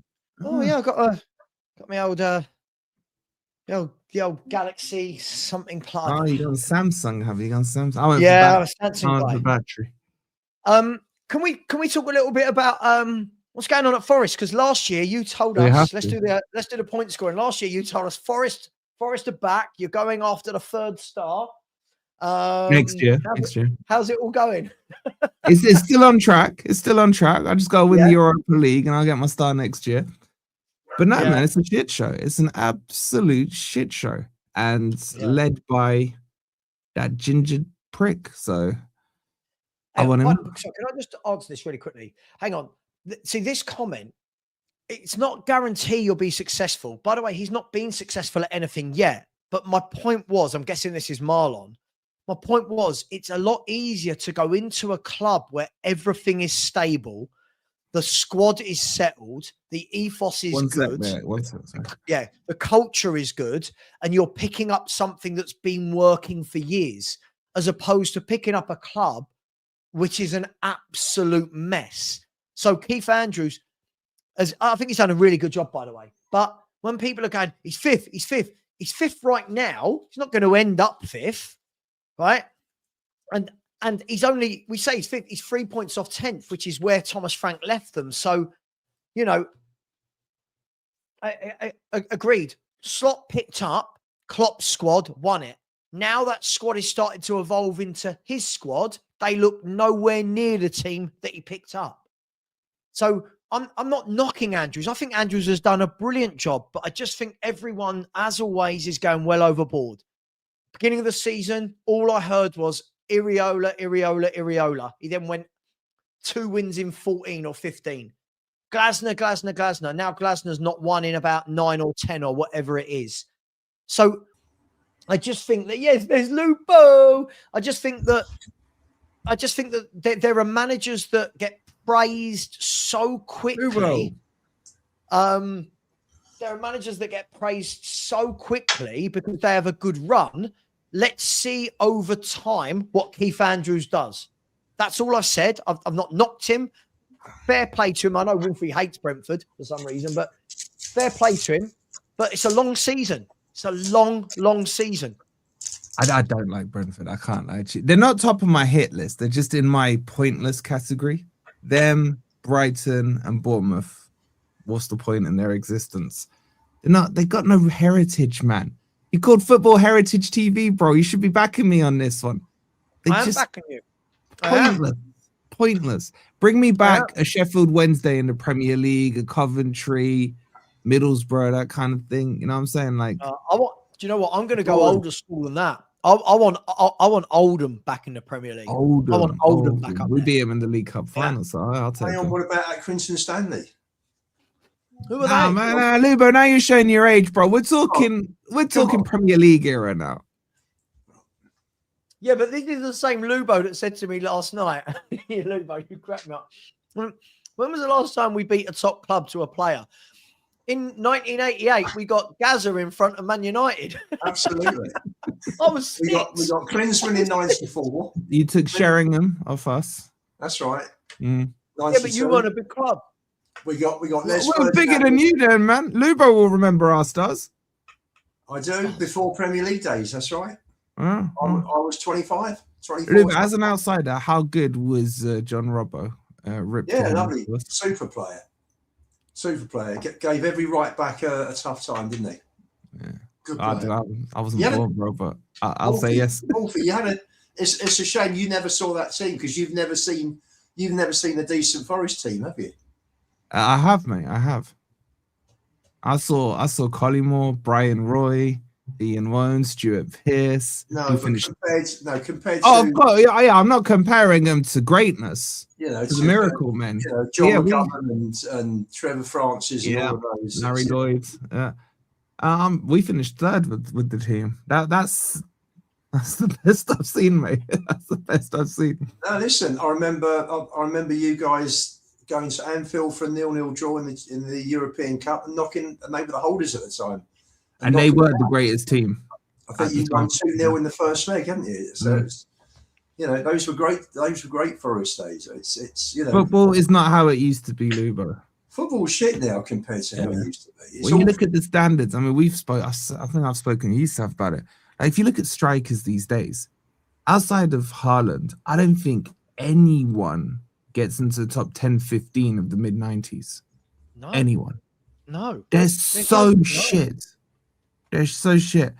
Like, I think Defoe is better than everyone in there outside of Haaland. Collymore wipes the floor with them. Shearer, Sheringham. Right? These are all just like, these weren't even the best of the best. Robbie Fowler, Ian Wright, Les Ferdinand. Yeah, Owen. Yeah.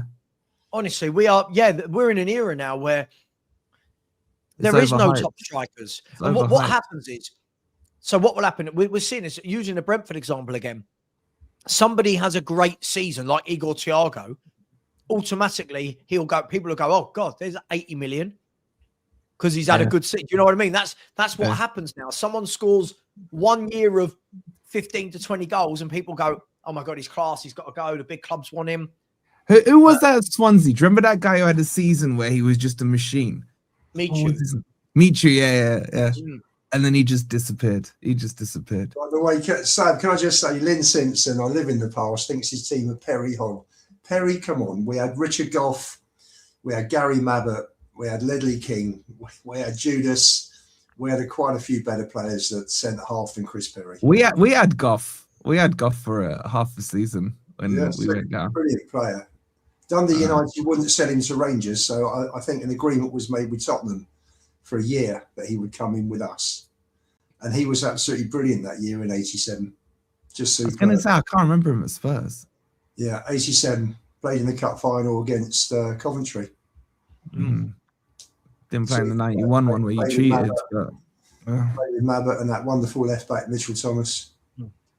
Lubo, let me ask you, Wolfie came on and he was suggesting somebody like Robbie Keane to bring some feel-good factor to Tottenham. What do you feel about that? Possibly.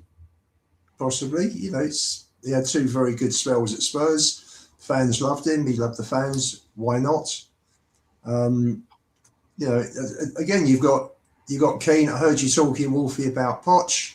That would bring that would just lift the club overnight, wouldn't it? Overnight. And you know what? No, he didn't get as far as Nicholson, who won the league in '61. Now I am going back, but he got us as close to the two current big trophies as we could get. He got second in both Champions League and Premier League, and you know, and that's better than the rest of them put together, bar Nicholson. So for me, I'd bring him back in a heartbeat. Do you think that's what you need, Lubo? A unifier? Definitely. I agree. I think that's the thing. You're gonna be fucked for a couple of years at least.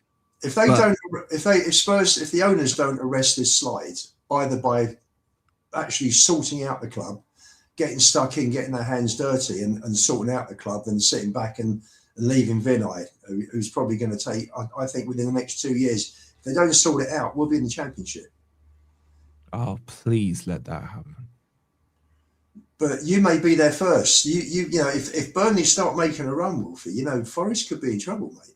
Oh, that would put you in trouble as well. We'll be past you in a couple of games, mate. I think we're 12 points clear of Burnley. How many points clear of you are we? Is it 9? No. 6, mate. is it? Okay. Mind the gap, mate. It's shrunk. It's shrunk a lot. But you've got a nasty Feb coming up, haven't you? We have. Yeah. We have.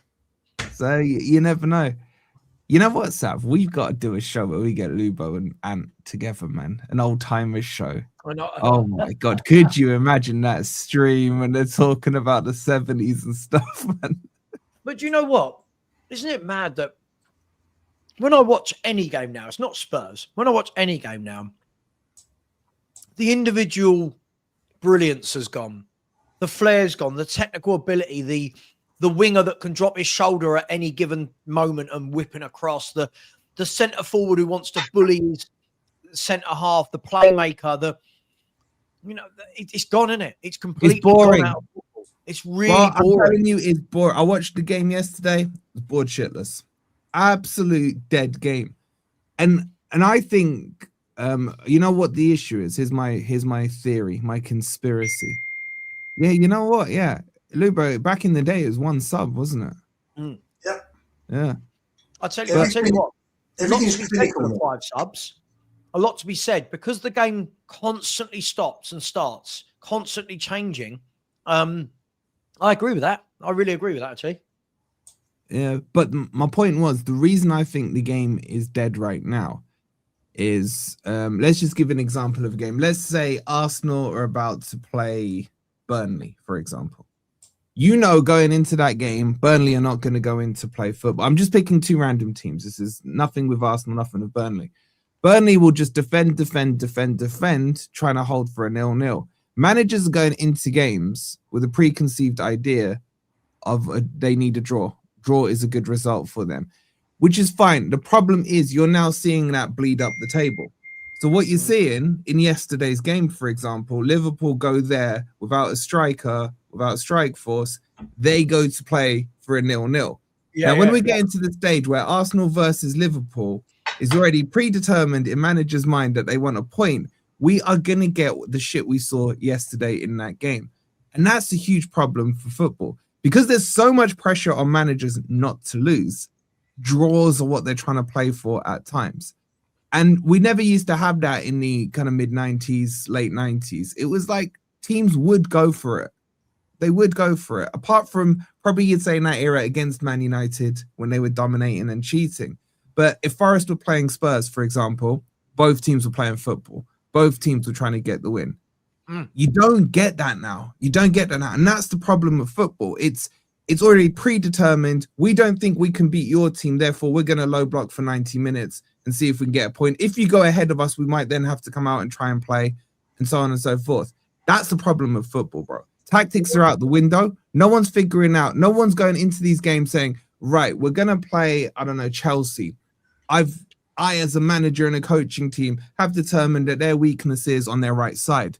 Let's overload that area. Let's attack them. Let's try and draw them out from there. It's none of that, man. And that's what's missing from football.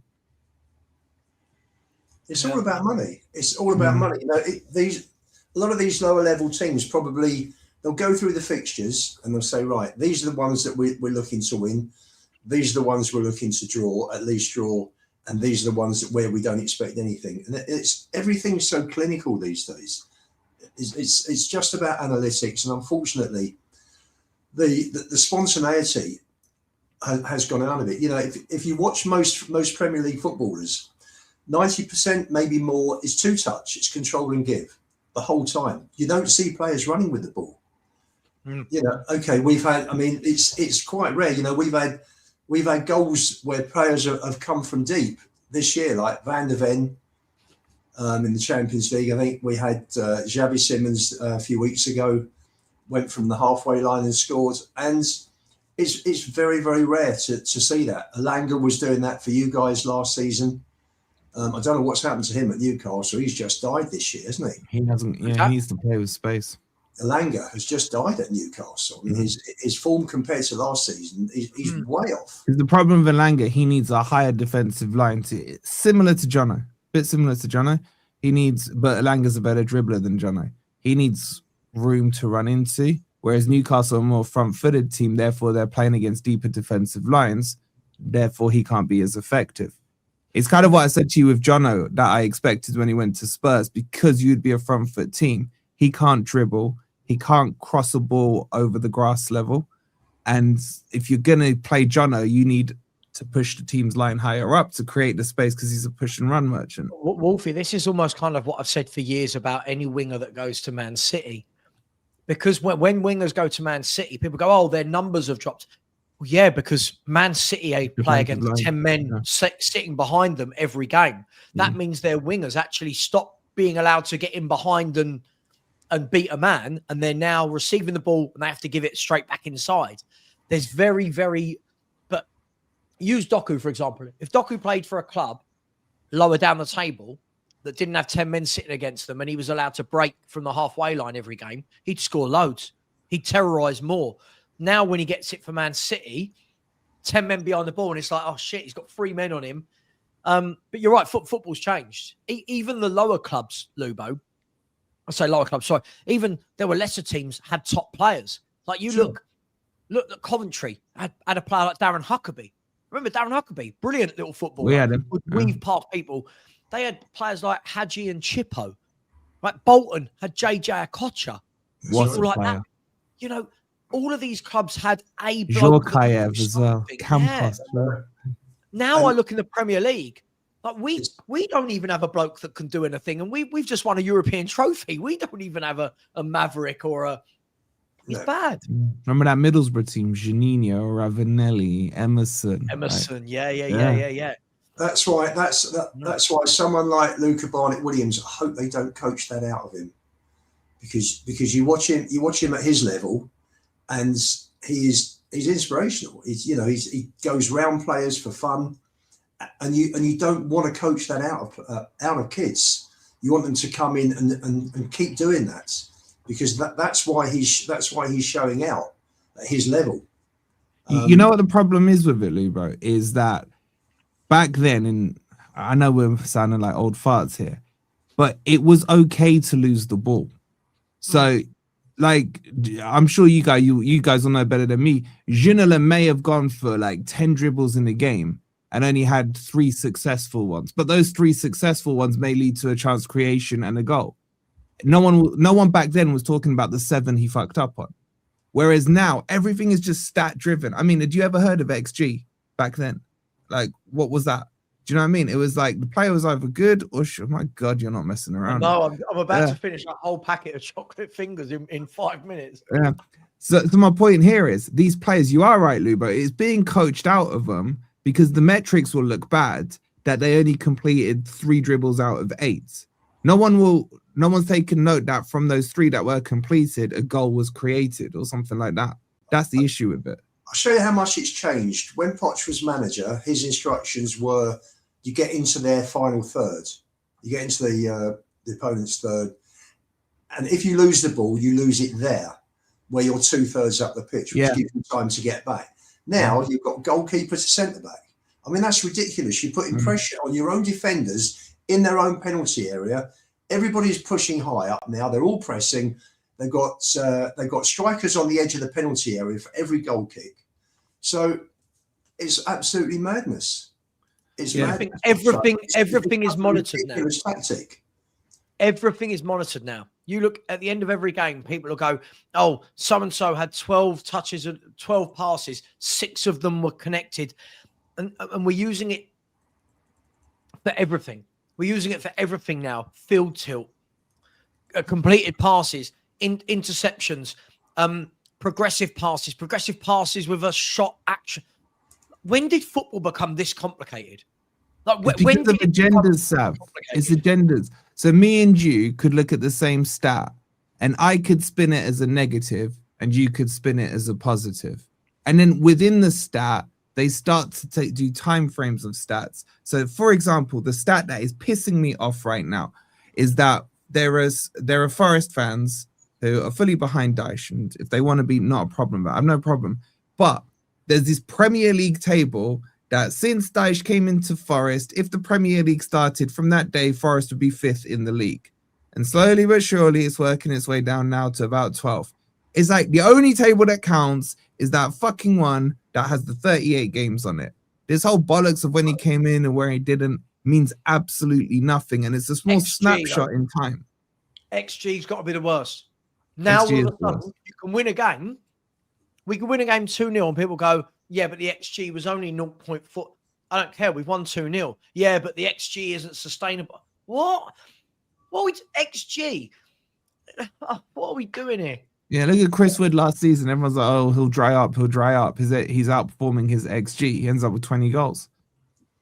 But if analytics have been going for a while now. If you think back, and I'll take you back nearly 10 years, United beat City the week before they came to the Lane, which was the year I think Leicester won the league. And the keeper was hitting Martial on the left with goal kicks. And Martial was flicking on. The United scored either 1 or 2. The following week, United came to Spurs. They tried the same tactic, but Poch had put Dyer in front of Walker to win every high ball. They nullified that threat, and from one of those headers from Dyer, Spurs scored. I think we scored 3 in 7 or 8 minutes that day, late to win 3-0. And it's been going on. It's been going on for a while. It's not a recent thing. But you need stats to tell you if Spurs have had a good game or Forest have had a good game at the weekend. No. I didn't need stats to tell me that Arsenal battered us. I didn't need anybody to go, our XG was 0. Didn't need it. I think where it's good. I think where it's good currently is that you've got the chips. I think in the elastic part of the shorts and they can monitor how players' recovery rates, players sprinting, whether it's dropping off or not, when a player's going into the red zone. So when a player's run themselves into the ground. But that takes the feel out of it for managers, because that pisses me off as well, and it gives excuses to players. If you're a player and you're in the red zone, if you're a player that cares about your club and is determined to perform, you can play through that red zone. This whole red zone is just like an excuse to be subbed off. You want, like, there's desire that you can't monitor. There's players that care that you can't monitor. If these players push through the pain, they can still get a performance out of it. I'll tell you the problem you've got is that because there's so much money involved, that once a player goes into the red zone, that raises his chances of injury. And people, if he's a key member of that team, you want him there. If he goes into the red zone in 75 minutes, then you're looking at it thinking, okay, let's give it a few minutes and then pull him because you want him there next week. And unfortunately, this is the way the game's gone. Yeah, and that's the problem. Look how Chelsea did. Have you heard how Chelsea end up being allowed? How Maresca was allowed to pick his squads and not? He was told from the medical staff. Basically, pretty much the medical staff were the ones picking the team for him based on who can play and who can't and be available. So it's going from the stage of medical staff clearing players to medical staff now picking players. If that's the direction of football, mate, it's gone. It's gone. Like I interviewed Frank Clark, who was telling me about in those days. I'm sorry to loop back to them, but he was like, man, he goes, we were training, we would then play. We had a squad of 14 players. They had a European campaign. He goes, you just go on with it. If you had to knock, you carried it because you were worried that if you didn't play, you were going to lose your position and you weren't getting back into the team and things like that. No player right now cares. If they got an injury they're carrying, they don't care that Spurs or Forest or Arsenal or whoever got a big game the next week. They don't care about the club. They care about their paychecks. Yeah, it's for me, football's got very robotic. Honestly, I can't remember the last time I watched a game and went, wow. I can remember. It would have been the Champions League semi-final last year between Inter Milan and Barcelona. It was brilliant. But most games you watch, that Sky do the big build-up, don't they? Or the big one between Liverpool and United or Liverpool and City. You watch the games and you're like, oh, this is dull as dish. Where's the Newcastle Man United 4-3s? Sorry, Newcastle Liverpool 4-3s. Well, you had it on Wednesday. I'll tell you where it is with Leeds. So, Leeds are the only one who look like they care. Forget how good or bad you think they are. They're playing with desire and determination. Like, look at them against Newcastle the other day. Look at them in their last run since what's his name? Barker changed the system. They look like they care. They look like they're fighting. They look like they're playing for something, and I'm not seeing it. I just think the standard of footballer is this is the worst standard of footballer I have seen in my life. There you go. I'll say it, in my lifetime. This is the worst standard of footballer. Like, there's players playing in this Spurs squad now that would not even have made a substitute bench in a Premier League club 10, 15, 20, 30 years ago. It's silver platter. They're all so average. Players don't have to do anything now and get praised. Exactly. They don't have to do anything. They get praised because they run around a bit. When I've interviewed the likes of Stuart Pearce, one of the greatest left backs of all time, he was saying something like, you do your yards, you get in there, you're the boot cleaner. You'll bring the towels for the other players.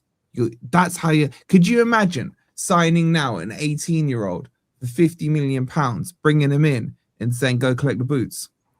Or he's straight on the phone to his agent. He's on the phone to his agent. But that teaches discipline, humbleness, and respect.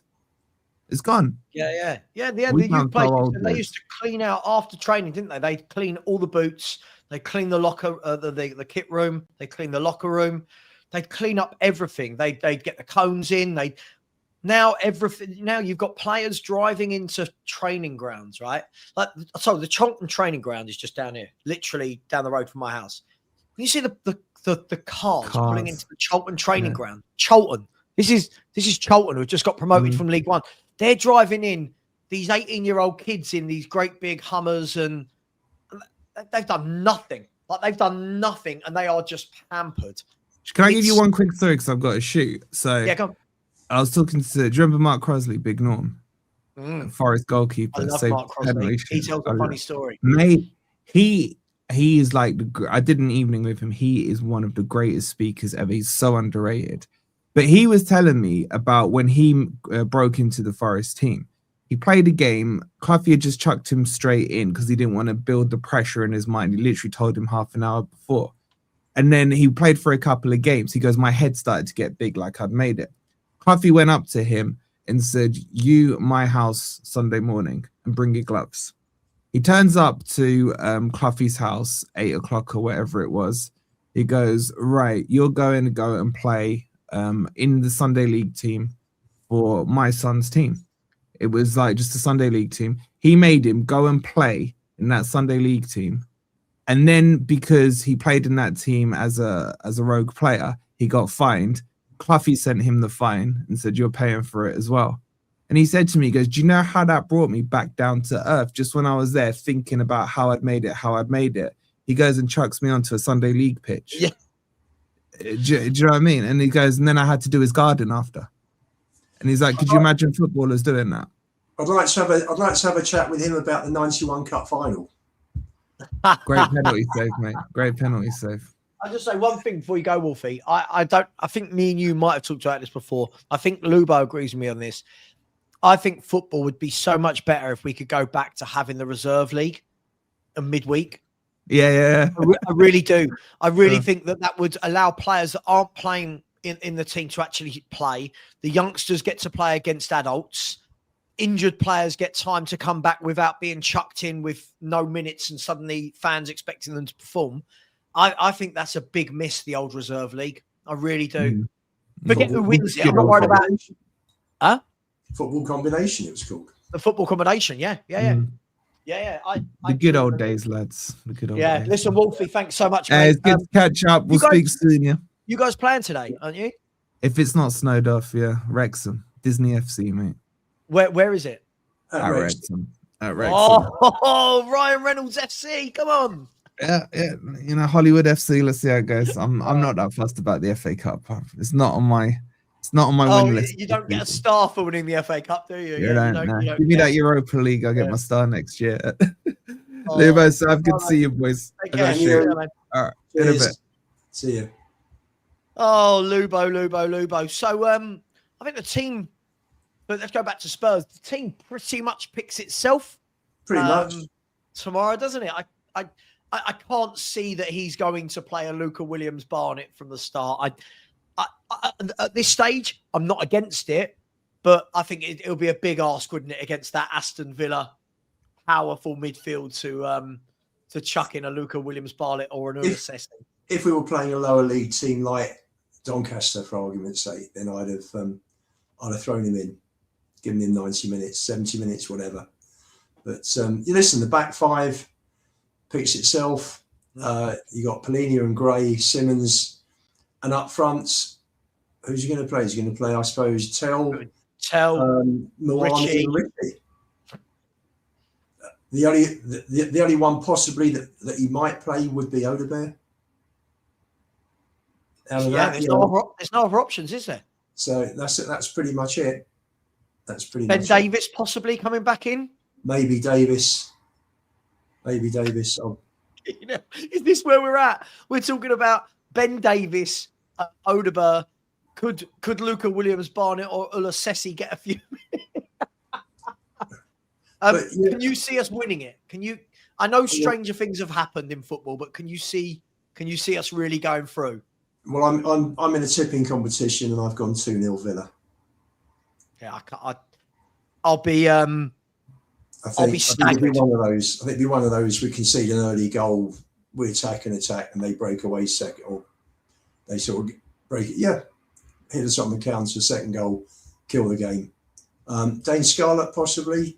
I agree with James. Scarlett might be could be put in. You know, for me, tomorrow I'd rather have Scarlett than Milani. I don't think Milani's shown anything in the last few weeks. I've no doubt that he is technically a very talented player. He just doesn't look interested. He doesn't look motivated with us. There's the only game that he really looked motivated on was in Paris, and against his parent club when he scored 2 goals. Apart from that, I haven't seen anything. Let's be fair though. Again, this is what happens. This was the biggest of panic signings ever, wasn't it? Wasn't it with 4 hours to go at a transfer window or something? We signed Milani. Like you wonder. You also wonder how they must have tried other strikers and been rebuffed. So at the end of the day, I suppose they probably felt, well, we haven't got anybody else. We don't think Scarlett was just going out on loan, I think, at that time, because he was the last of the loanees to be arranged, and it was probably Milani or nobody. But again, they cocked up, saying he should have been on the operating table in July with the injury. So far, so if we look at it, right, if I'm not wrong, give or take, doesn't have to be exactly accurate. Solanke's missed 5 months now. He's played 72 minutes this season. Yeah. So he's missed 5 months. Kulu's missed the entire season. Madison's missed the entire season. Yeah. We've got Udogie, who constantly in, out, injured, not injured, injured, not injured. You've got Bergvall is now out. I don't know how long for. They haven't said with him. Bentancur, they said, was a longer injury than they thought. That's so he's out 6 weeks. If that's a hamstring, you're looking probably at a minimum 6 weeks. Okay, so he's out for 6 weeks. You've got Sarr and Basuma are playing each other today, by the way, for anyone that cares. Yeah, Sarr and Basuma are playing at 4 o'clock. So that's Mali versus Senegal at 4 p.m. One of them's coming home. By the way, I'm going to ask you this. With all these injuries, with how bad we're doing, I know this isn't an ideal scenario, but could this mean that Basuma actually becomes very important for the second half of this season? Almost like he was for the run-in in the Europa League. If you remember, Basuma started playing all those games, didn't he? Yeah. So is this the redemption arc? Hope so. Listen, it's, we can't afford to pick and choose, can we? We're down to bare bones. So, for me, the most important thing is beating West Ham next week. If we beat West Ham next week, then we are 15 points clear of them. Yeah, what's the so West Ham are on at the moment with 13. It'll be 16. Yeah, 16 points will be clear of them if we win. What are they on? Yeah, they're on 13. We're on 27. Sorry, they're on 14. We're on 27. So it's crazy that we're talking like this. I'm only talking like this because we've got West Ham and Burnley next. Then we've got 4 very, very difficult games. Yeah. That you could conceivably lose all 4. So. Do you know what? I think the shame with this, right, with the Basuma situation is the Basuma we all saw at Brighton was absolutely brilliant. And again, it was, had the right ethos, the right system, played for the same manager for years. But we've seen flashes of Basuma's brilliance at Spurs. We've seen flashes. The worrying thing for me is I would start him every day of the week at Tottenham if it wasn't for the non-football related side of things, because he is one of our best 2 midfielders. There's no doubt about that in my mind. But he can't quite get that right, can he? If he had the same mental attitude as someone like Harry Kane, then and I'm using Kane as the perfect example because mentally, the guy's faultless. Basically, he just gets on with it. He trains hard. He stays late. He does everything he can to maximize his game, and that's what you want from a player. These guys. It's just interesting. We talked about this, the standard going down of players, and they're earning more and more. It should be the other way around.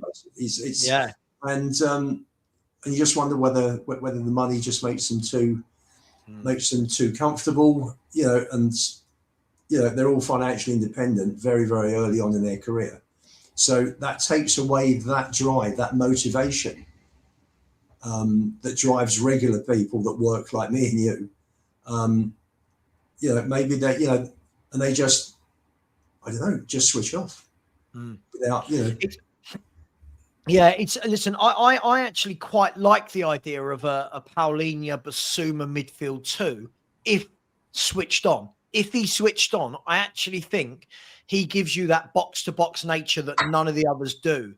He can cover at the back. He good driving forward with a ball. He's got a brilliant engine. But listen, we're at the stage where this was not ideal, but this is where we're at. This is where we're at because Graham Paulinho won't be able to just play every game. Like Paulinho's at that age now. He can't play every 3 or 4 days. So. Well, I must tell you, I mean, this week, after tomorrow, we've got a week till West Ham, and after that, for the next 14 days, we've got 5 games. You got West Ham, Dortmund, Burnley, Frankfurt, and City in 15 days. So don't worry, Sousa's signing today, isn't he? So we're all good. Is he signing today? Well, Romano said that. I'll tell you what was funny. Let me look at the exact wording Romano said. And if anything sums up Tottenham, it's this, right? Let's have a look. So Fabrizio Romano posted this late last night. By the way, for anyone asking, João Cancelo has just... Sorry, here you go. It said, Tottenham are closing... I'll show you, actually. I'll show you. This is what he said. Because he's just reposted it. And that means when he reposts it, it normally means it's about to happen, right? So he said this. Tottenham are closing in on the deal to sign 18-year-old left-back, I think he's 19, but Sousa from Santos. After the agreement with Sousa and his agent on personal terms, Spurs also agree structure of the deal for 15 million euros. Final missing detail are the payment terms. This is 12.9 million. So, yeah, look, he's coming in. But Lubo, before we wrap up in the next sort of 5-10 minutes, I know the answer I'm going to get from you, but again, at the moment, it's feeling very much like a Tottenham Hotspur transfer window, isn't it? It's I'm waiting to see. Listen, we got 30 days traditionally we do our business on the last 24 hours, don't we? So I'm not panicking at this stage. We've still got another 3 weeks till we make our signings. So mad, though, isn't it? Isn't it? Mad. You think these players could be in ready to help us against Aston Villa? Well, that's right. right. These players could have been in to help us against Bournemouth and West Ham, and that's why I think the kids should sell. Just sell, get new people in with a fresh outlook. With new, as I said last night on the show, bring in a couple of Spurs legends who get the club are very good in terms of their analysis, that they can help directors of football, coaches, and put them on the board. Until that happens, I don't see anything changing. And in fact, if it doesn't change, then next season we will be in a relegation fight. If they keep going down this route. By the way, Bruno Andrade from ESPN Brazil has just said that Richarlison wants to leave Tottenham after the World Cup. If Flamengo decides to postpone the signing of a striker until July, one of the targets will be Richarlison. Clubs in Turkey and Saudi also interested. I don't know how true that is, but good. This should be the sort of thing we are doing. This is what we should be doing, right? He should be getting moved on. Ben Davies this summer should be getting moved on. Bentancur, Basuma, these players should be getting moved on, right? Would you agree with that, or? Yeah. Listen, I said the other week that if I was picking a team, if someone said to me, "Your Spurs are going to challenge next season for all competitions," how many of these current players would be in your starting 11? For me, probably maybe 3. Yeah, maybe 3. I think that. Yeah, 3. That how mad is that to say? I think there was a couple of years ago where you had said, "Oh, Spurs just need this position and this position for a good 11." It's now got weaker and weaker and weaker year on year. That I'm going, "Oh, we need left backs and right backs and goalkeepers and centre mids and wingers and strikers." If we're going to go down tomorrow, I just want to see them go down fighting. I don't want a damp squib of a game where, you just look at it and just think, well, that's another afternoon in my life I'm not going to get back. Well, I'm not expecting a lot tomorrow. Look, we're down to bare bones. Yeah. I don't. My worry, as I've always said, is at the start of every game, people go, 3-0, 4-0, we're going to score. I just look at these forwards and go, I don't know who's putting that ball in the net. I genuinely don't know. I say I don't know. I do know. None of them are goal scorers. None of them are, prolific. None of them are prolific. But I must tell you, it's funny. Richarlison came on and within 2 minutes he'd hit the post. Yeah. And, if we're going to score, it'll be him. It'll be him. What? I think the thing is with Richarlison, I don't think he should have ever been bought. I don't think he's good enough for Spurs. But you know what you're going to get. The one thing you will get from that guy is he will be a nuisance. He will be a pain in the arse. And you get 100% effort. Right. So of that, I've got no doubt. Mawani, for me, never looks like he's going to do a thing. I don't know what I'm going to get from him. Odegaard, I'm sorry. I'm at the stage where I think Tell is clear of Odegaard. And I don't really rate either of them. I think Odegaard came on the other night. And it's just when he's running at people, I always feel like the defender's literally just going to nick the ball off him. And he did all second half when he came on. But I don't know.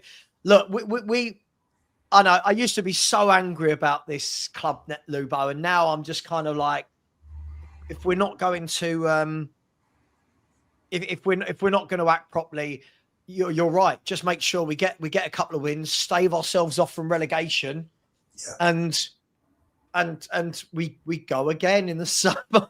We go again.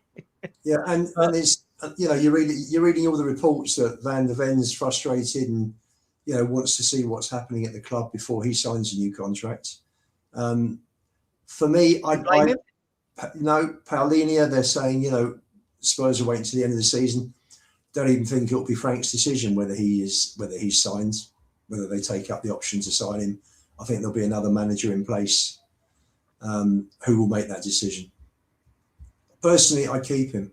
I would keep him, no question about it. I'd get rid of Bentancur every day of the week before Palhinha. Yeah, Palhinha is limited. He doesn't do what as a 6 what Caicedo does, but he does the nasty stuff. He does the unglamorous stuff very, very well. You know, the only reason I'd keep him. Tell you the only reason I'd keep him is because because Spurs don't act like a proper club. If this was a proper football club, I'd say, thank you for the year, Palhinha. Now Spurs, go out and buy a proper 24, 25-year-old in that position that's got the legs, can pass a ball as well. But we won't do it. You could do that as well. No, absolutely you could. Absolutely you could. I'm just saying, if Spurs, if we had anything about us and we were looking for the future, we just don't do it. We don't act like that. See, like again, yeah, like this sort of guy. I don't know if he'd come to us, but again, someone like an Ederson, good, powerful athlete, good on the ball, loves a tackle, drives forward. But we seem to do the lazy thing. It's always Palhinha for me. I like Palhinha. I really like Palhinha. But this type of DM was more important in the last setup than it is in this setup. Yes, but do you know what Palhinha is? Palhinha is a leader, and he should be captain for me. He's the one guy. He should be captain. You know, for me, definitely. He's the best. Conor Gallagher, I'd make him captain tomorrow. That's what I might be unpopular with Spurs fans saying this. I'd get in Conor Gallagher, I'd give him the armband and say, go on, son. You're our main man in midfield. Him next to Palhinha, for me, would give us a real bit of solidity. Running, legs. Well, there's a lot of links, a lot of chat in the columns about this. Let's see what happens in the next. Where are we now? Today's the 9th. Next, it's the 2nd of Feb, isn't it? I think the window closes. I think it's the 2nd of Feb, 5 p.m. Doesn't it close after we sign Sousa? Spurs. No, it's a joke. I've already got my Sousa here we go thumbnail ready. It's all good to go. Oh, I don't know, mate. I get sent so much every day. Yeah, we're buying this player, we're buying that player, and I'm just like, yeah, sure we are. Listen, we're gluttons for punishment, aren't we? I mean, Johnny and I have accepted an invitation onto a Villa podcast tonight to do a preview of the match. This guy's sort of reached out. Yeah, this guy's reached out to me on Twitter. Oh, nice. It's called the Rodgers Review. So let's hope Spurs don't fully get Rogered tomorrow. Look, yeah, I'll be honest. Is he the Villa Wolfie? That's the question. I'd love to think that we. Yeah, see, I would, John. I would take a punt on this guy. I really would. I think he's gone away from England in the last 3-4 years. He's grown. He's matured as a player and in age. I would get him in and give him a run. I would. I'm not saying he's my number one choice, but I think Spurs need to start being really sensible in transfer windows. At the moment, we're not. Let me do some super chats, Lubo. Let's have a look, shall we? Hang on, let me just see. Someone sent me something here. Is it about Spurs? No, that one's not. Big up to Aussie Coys. Thank you very much. Just for the super sticker. Aussie Coys, thank you very much. I'm always surprised when anyone Australian likes me. It confuses me. Big up to you, Aussie Coys. Thank you very much. Big up to Aaron Kent. Very generous indeed. Says, hi, Savva. I love your channel. Oh, we love you too. Sometimes I agree with you. Sometimes I don't. But I love listening and appreciate the work you put in on the channel. I would love to chat with you later on the member show to give you my take. Yeah, I'll get a member show going and we'll sort that out. Thank you very much, Aaron. I really appreciate that. Thank you. It's nice to hear some nice things sometimes. Thank you very much. Big up to Anthony, been a member for 25 months. Big up to you, my man. It says, big up, Savva. Great show. Always support you. 25 months, by the way, Anthony, is longer than I think any Spurs managers had since Pochettino. So well done, you. You've made it last. Well done. And he's a gooner as well, isn't he, Anthony? He is a gooner. Yeah, he's a gooner. Yeah. I mean, I've got to say, there's been more discussion from Arsenal on cups this week than there has been for years, isn't there? Yeah. Chris Motley, he said it's all on ENIC, Savva. They hire the staff, the managers sign the players. They're in control. They hired a manager who's never managed a club this size. How can we blame him? Chris, I agree. They hire the staff, the managers, they sign the... Listen, I agree. They're in control. ENIC have got to go. I will be... If the next protest is outside the ground, I will be going. If it's inside, pointless. I don't have a ticket. But I will be going to that. The West Ham game, right, Lubo? Yes. The West Ham game. So I'll be going up for that. Look, it is all on ENIC.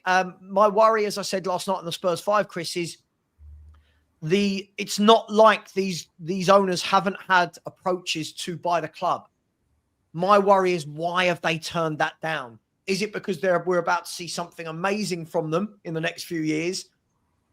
Or what? I don't know.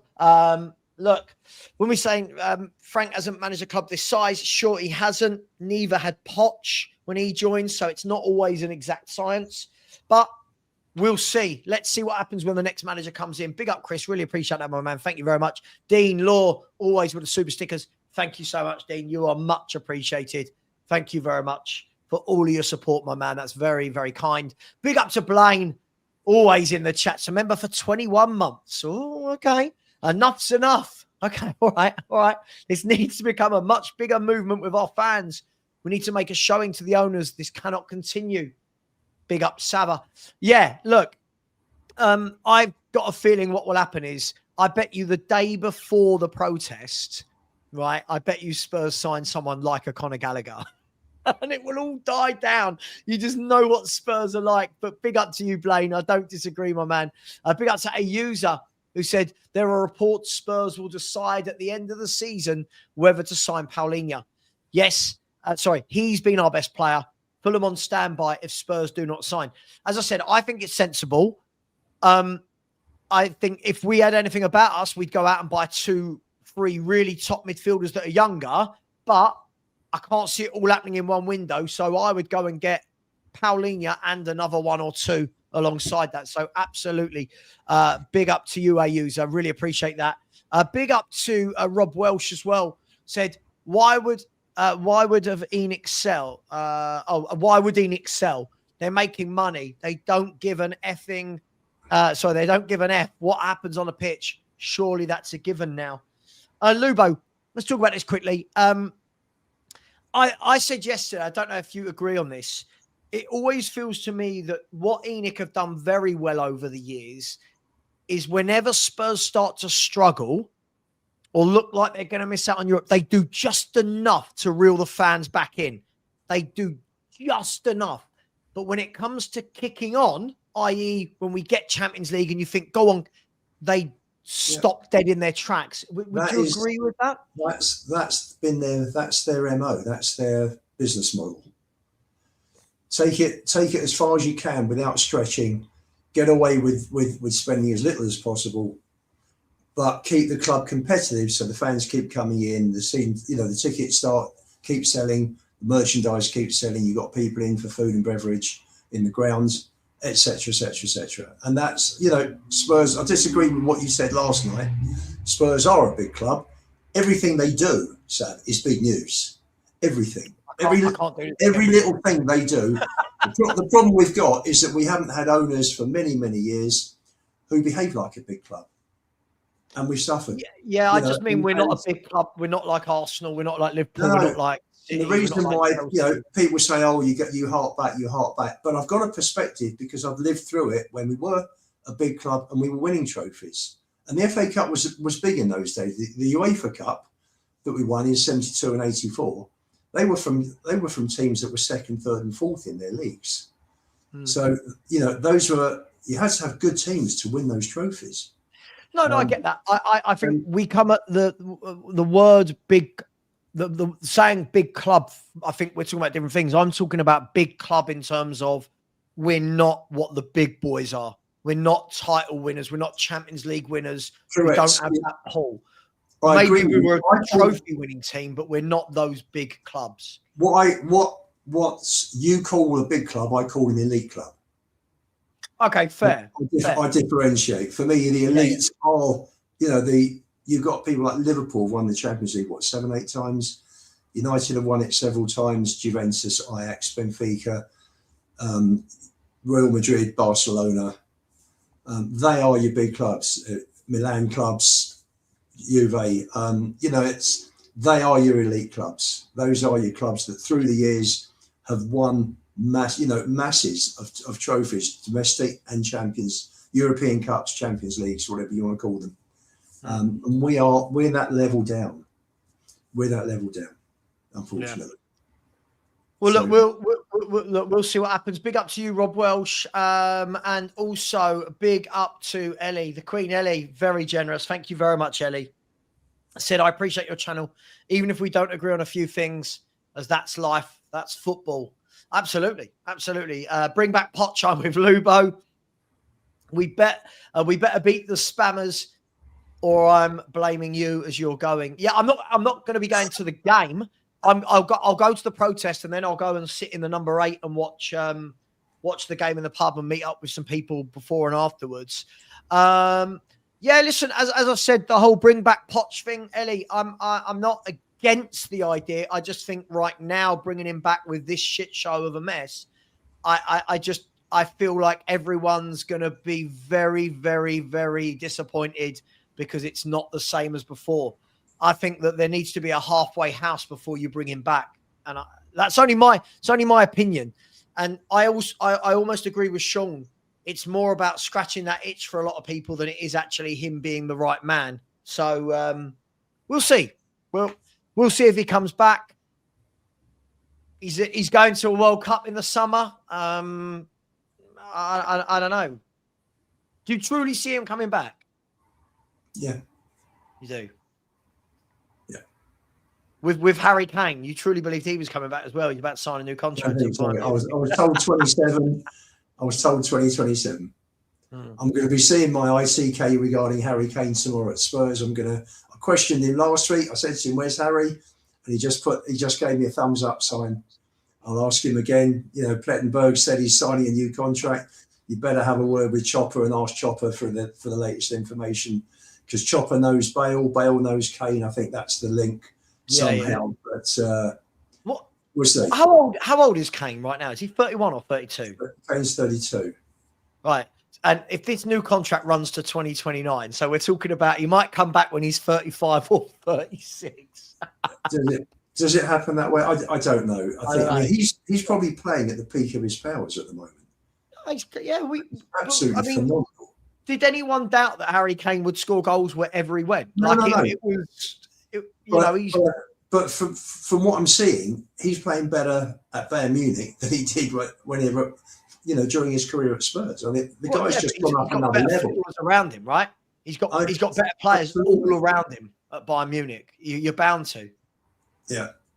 You look like if they were nearly a sentence.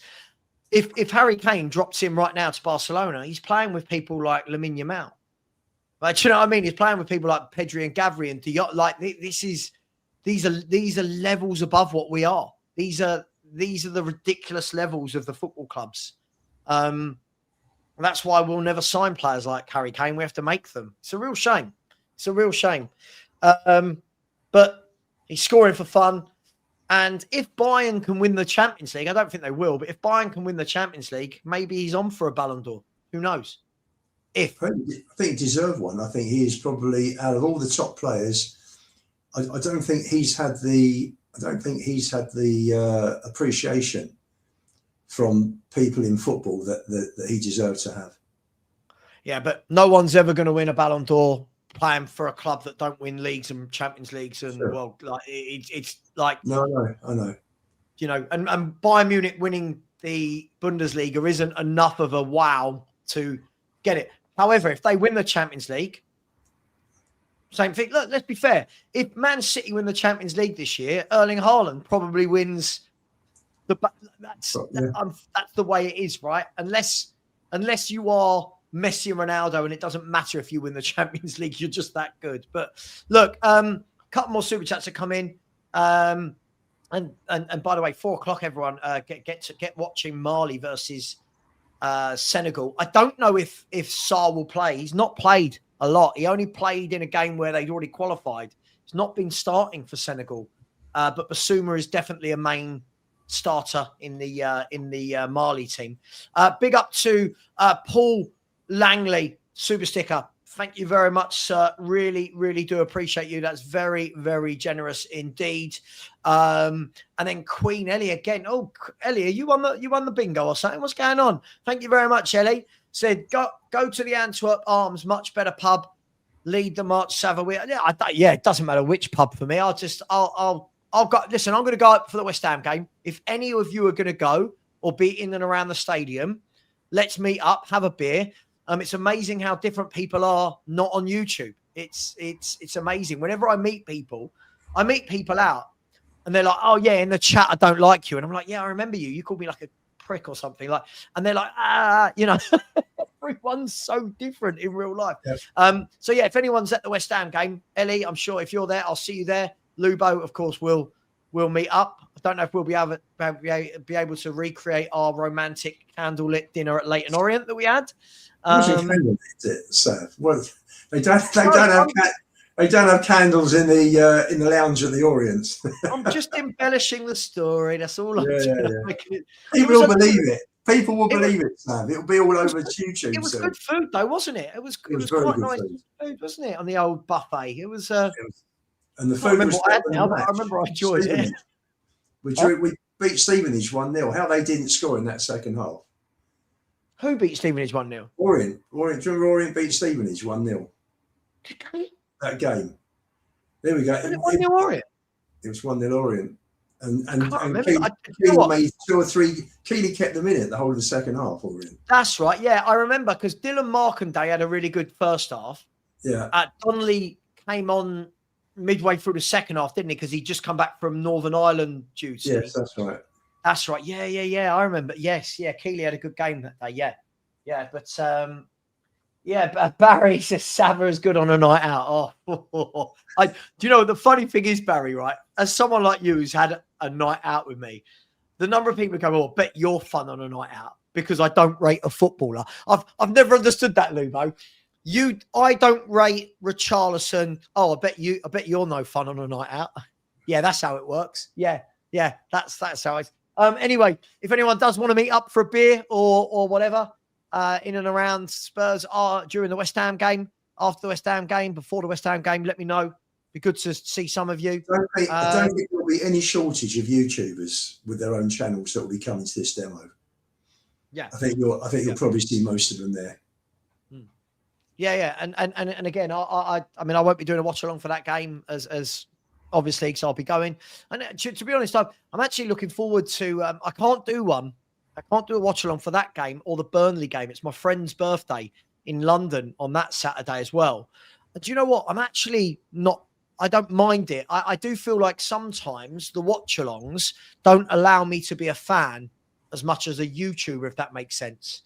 Yeah. I feel like there's so much nonsense talked about in the chat with people trying to point score that I can't actually just enjoy a game or not enjoy it without the added pressure, if that makes sense. Yeah. Well, I just want a picture of Billy T and Sean at the front holding the flag that says built a business, destroyed a football club. Well, it's not true. Connor, are you going to be there, mate? Connor, you going to be there at the West Ham protest? If you are, be good to have a couple of beers with you, my man. No, I got to say, Connor was there with his family. I think his third cousin, fourth removed, was there as well. Wow. I met the whole Connor family there. Mm. They were all there. Loyal supporters, ENIC haters. Mm. And then we'll have to see. I'm going to invite. Maybe we'll have an ENIC out protest at the next FHTV barbecue next summer. We'll have our own protest. We'll live stream it to Spurs. But yeah, look, as far as tomorrow goes, you said you think Villa 2-0, right? Yeah. Yeah. I think, again, I don't see us being blown away. I don't think Villa are a team that blow teams away. No. I do think they will have too much for us.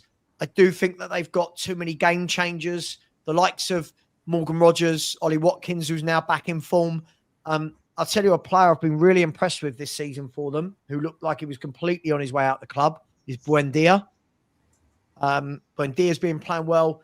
And I've just got this feeling that midfield 3 or 4 of McGinn, Kamara, Onana and Tielemans is just going to have way too much for ours. It's going to be a big game for Gray and Paulinho. Big game. Is Emery going to look at this and think, do you know what? This is the best position we've been in for many, many years. They're only 6 points off Arsenal. Is he going to look at it and think, do you know what? I'm going to rest several players. And who knows, maybe we can scrape a draw and win on penalties. Well, who knows? Villa, well, they don't play for another 8 days, though. They play, tomorrow's the 10th, and then they play on the 18th at home to Everton, mate. I think he goes full strength.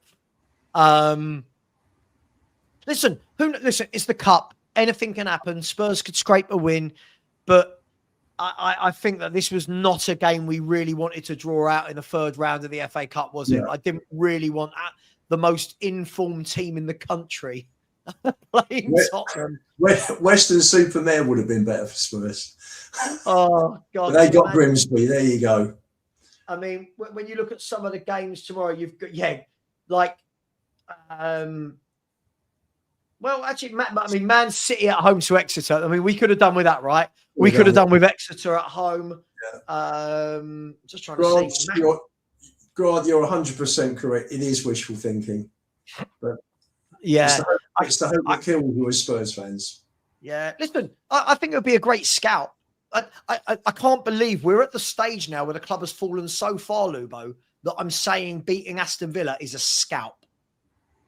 That never used to be the case. But tomorrow, if we win, hang on, what do you reckon? What do you reckon the bookies have done with this, Lubo? What do you reckon? Here we go.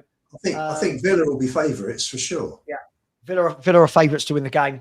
At White Hart Lane. We're what, 4s or 5s to 1?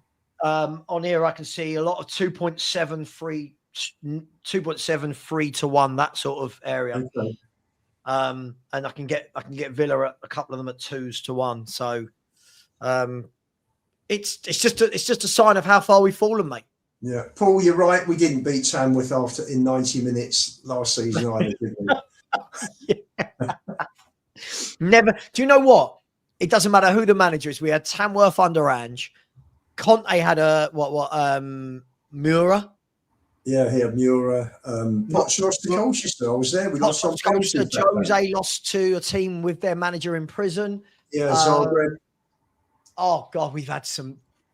We all deserve an absolute medal, don't we? Supporting Tottenham, we really do go through it.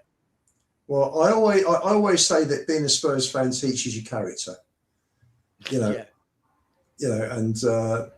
driving on and putting up with shit and getting through the tough times. And it is character building being a Spurs fan, very much so.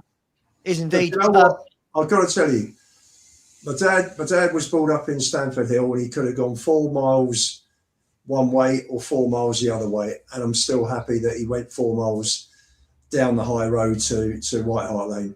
Wouldn't swap that lot for us. However shitty it's been over the years and we've won very little compared to them through history. I'm still happy I'm Spurs.